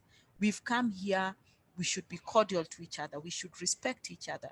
I mean, you are aloof seated up there, that's feedback. People will never follow you. Remember where I said, even at the simple cashier at the supermarket, how you actually engage with people, the behavior that you portray, the examples that you set really provides an opportunity for you to excel and to be able to lead. So managers, I keep on saying, is that everything else, leave the technical things, because you've employed, you have a team that is technically capable to perform the job. Your work as a manager is to provide leadership and motivation to your team. So as a person, you should be able to say, I want to be a manager. And that's the one question. Are you really ready to lead people? And your behavior will call for it. Is every day you'll be looked upon. You know, they've not said good morning. People will even interrupt. That good morning is not coming from the heart. You know, are you vulnerable? Do you have humility for you to be able to lead people? That cannot be underestimated, because people feed back with the kind of things that the way you talk, your demeanor. You remember actively listening, giving feedback to the said and to the unsaid. So as leaders, Monica, I totally agree. Behavioral aspects are very important. Those competencies and those competency pillars in the organization must go with every opportunity. And leaders set the tone, the culture, the trust in the organization. And then how do you deal with bullies of line managers who are law and order unto themselves? I think you cannot have that behavior being perpetuated in the organization. You have to try and address it. It calls for a lot of brevity. And if it's not going to change, then there should be consequences, like what we have said. Consequences need to be known, that if you don't have the right attitude, the right behavior towards people will help you improve, but people suffer under bullies of bosses, you know, and because nobody wants to come and report them. But once you get wind of that, please try and investigate as HR, and what are you going to do about it? Who's going to help you in that journey of pointing out that behavior to a leader who is demoralizing the whole department? I mean, everybody in the department cannot be wrong, you know. That's very important. And finally, nobody's indispensable. When people know that nobody's indispensable, even you, even me, the company does not belong to you. It's not your mother's company. We're all here to do a job that befits what we've been informed to do. So I think it's you couldn't have put it any better in terms of providing feedback, but feedback will actually be seen in some of the things that you remember, the tangible and the intangible things that we spoke about. The intangible things are the things that people see and need to make a feel of it. So it's important. Okay. So thank you on that. Yeah. So I'll go around the table. Any other business? How was it? Has it been useful? Do you have some things that you'll be taking back to your workplaces, implementing some strategies, calling out bad behavior, being brutally honest in things that are not working, put in place some behavioral aspects towards it? Anyone? Was it useful before we call it a day? Yes, Catherine, this was very informative. It was very useful. Now we know how to serve a love sandwich. Well done. Thank you. Someone else? Hello, Catherine. Sabrina, I just wanted to say from what you have outlined, I'm seeing like feedback is more of a constructive, and maybe constructive feedback and praise. Is it that most of constructive feedback is expected, maybe, and some praise? And then, exactly, because you talked less of criticism, so I'm thinking criticism should be less. Yeah, no doubt. You've hit the nail on the head. You remember forward-looking feedback, where it's all there, and you address the negatives in between. You serve the love sandwich instead of you going in and whatever, because people will always be judgmental, and the way you give it out, people will never accept it. So it's for you to know the strategies that you will use you'll use and put in place to avoid giving, even if it's criticism, but how you actually giving it out. Criticism is not the right type of feedback to give. You could give criticism, but positive criticism. And how do you give it? You give it through constructive feedback. Yeah. Someone else? Was it useful? Thank you, Did you learn? Catherine. Yeah.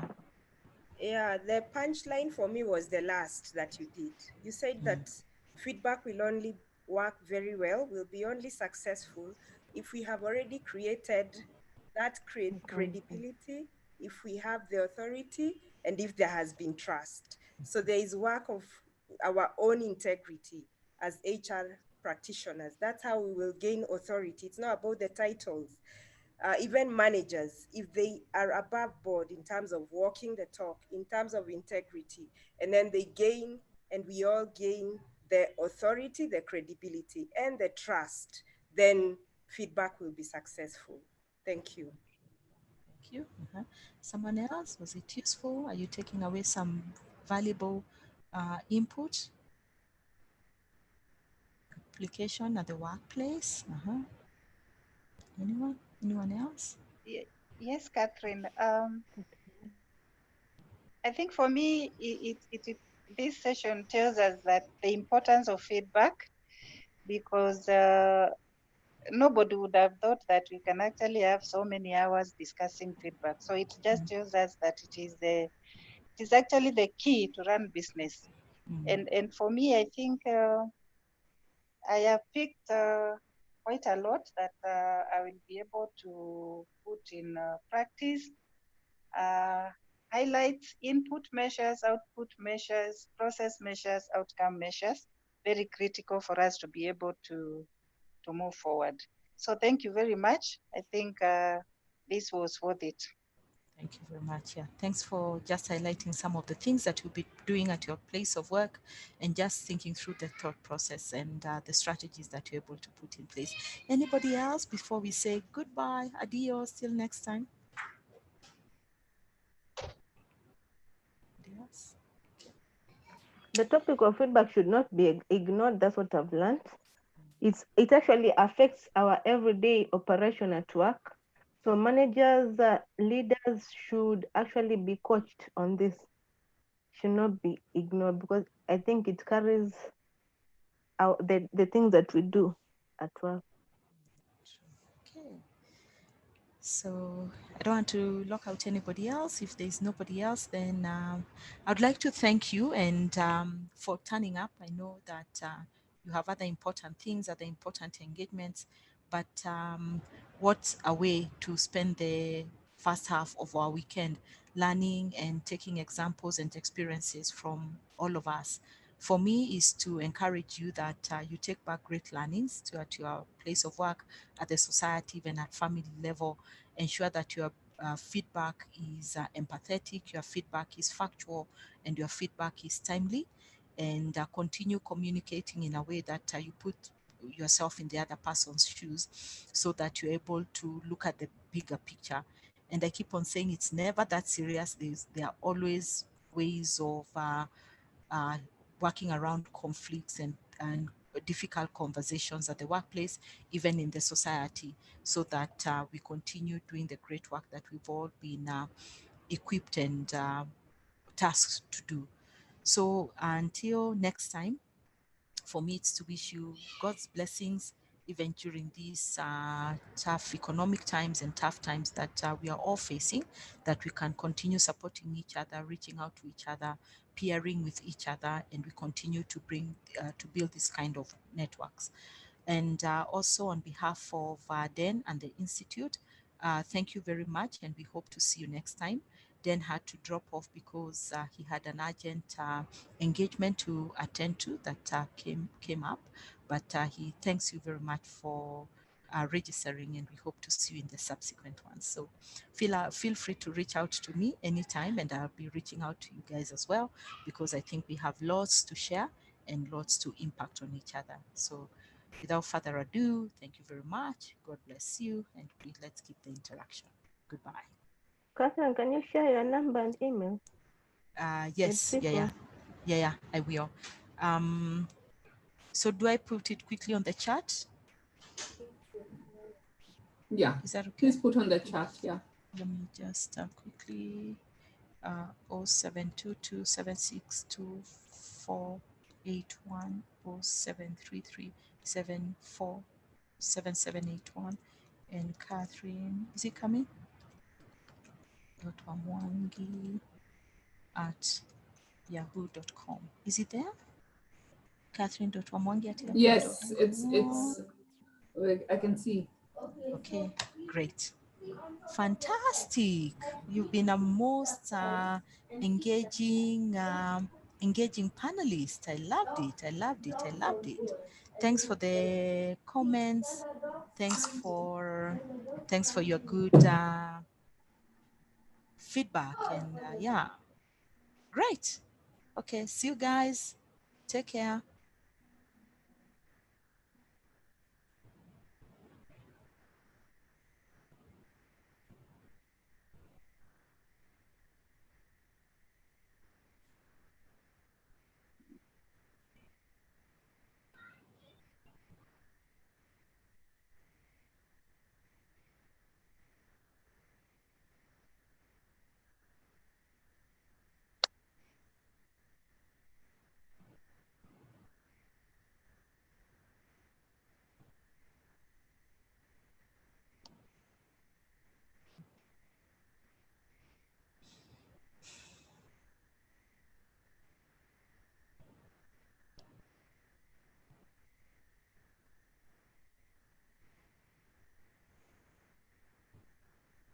Okay.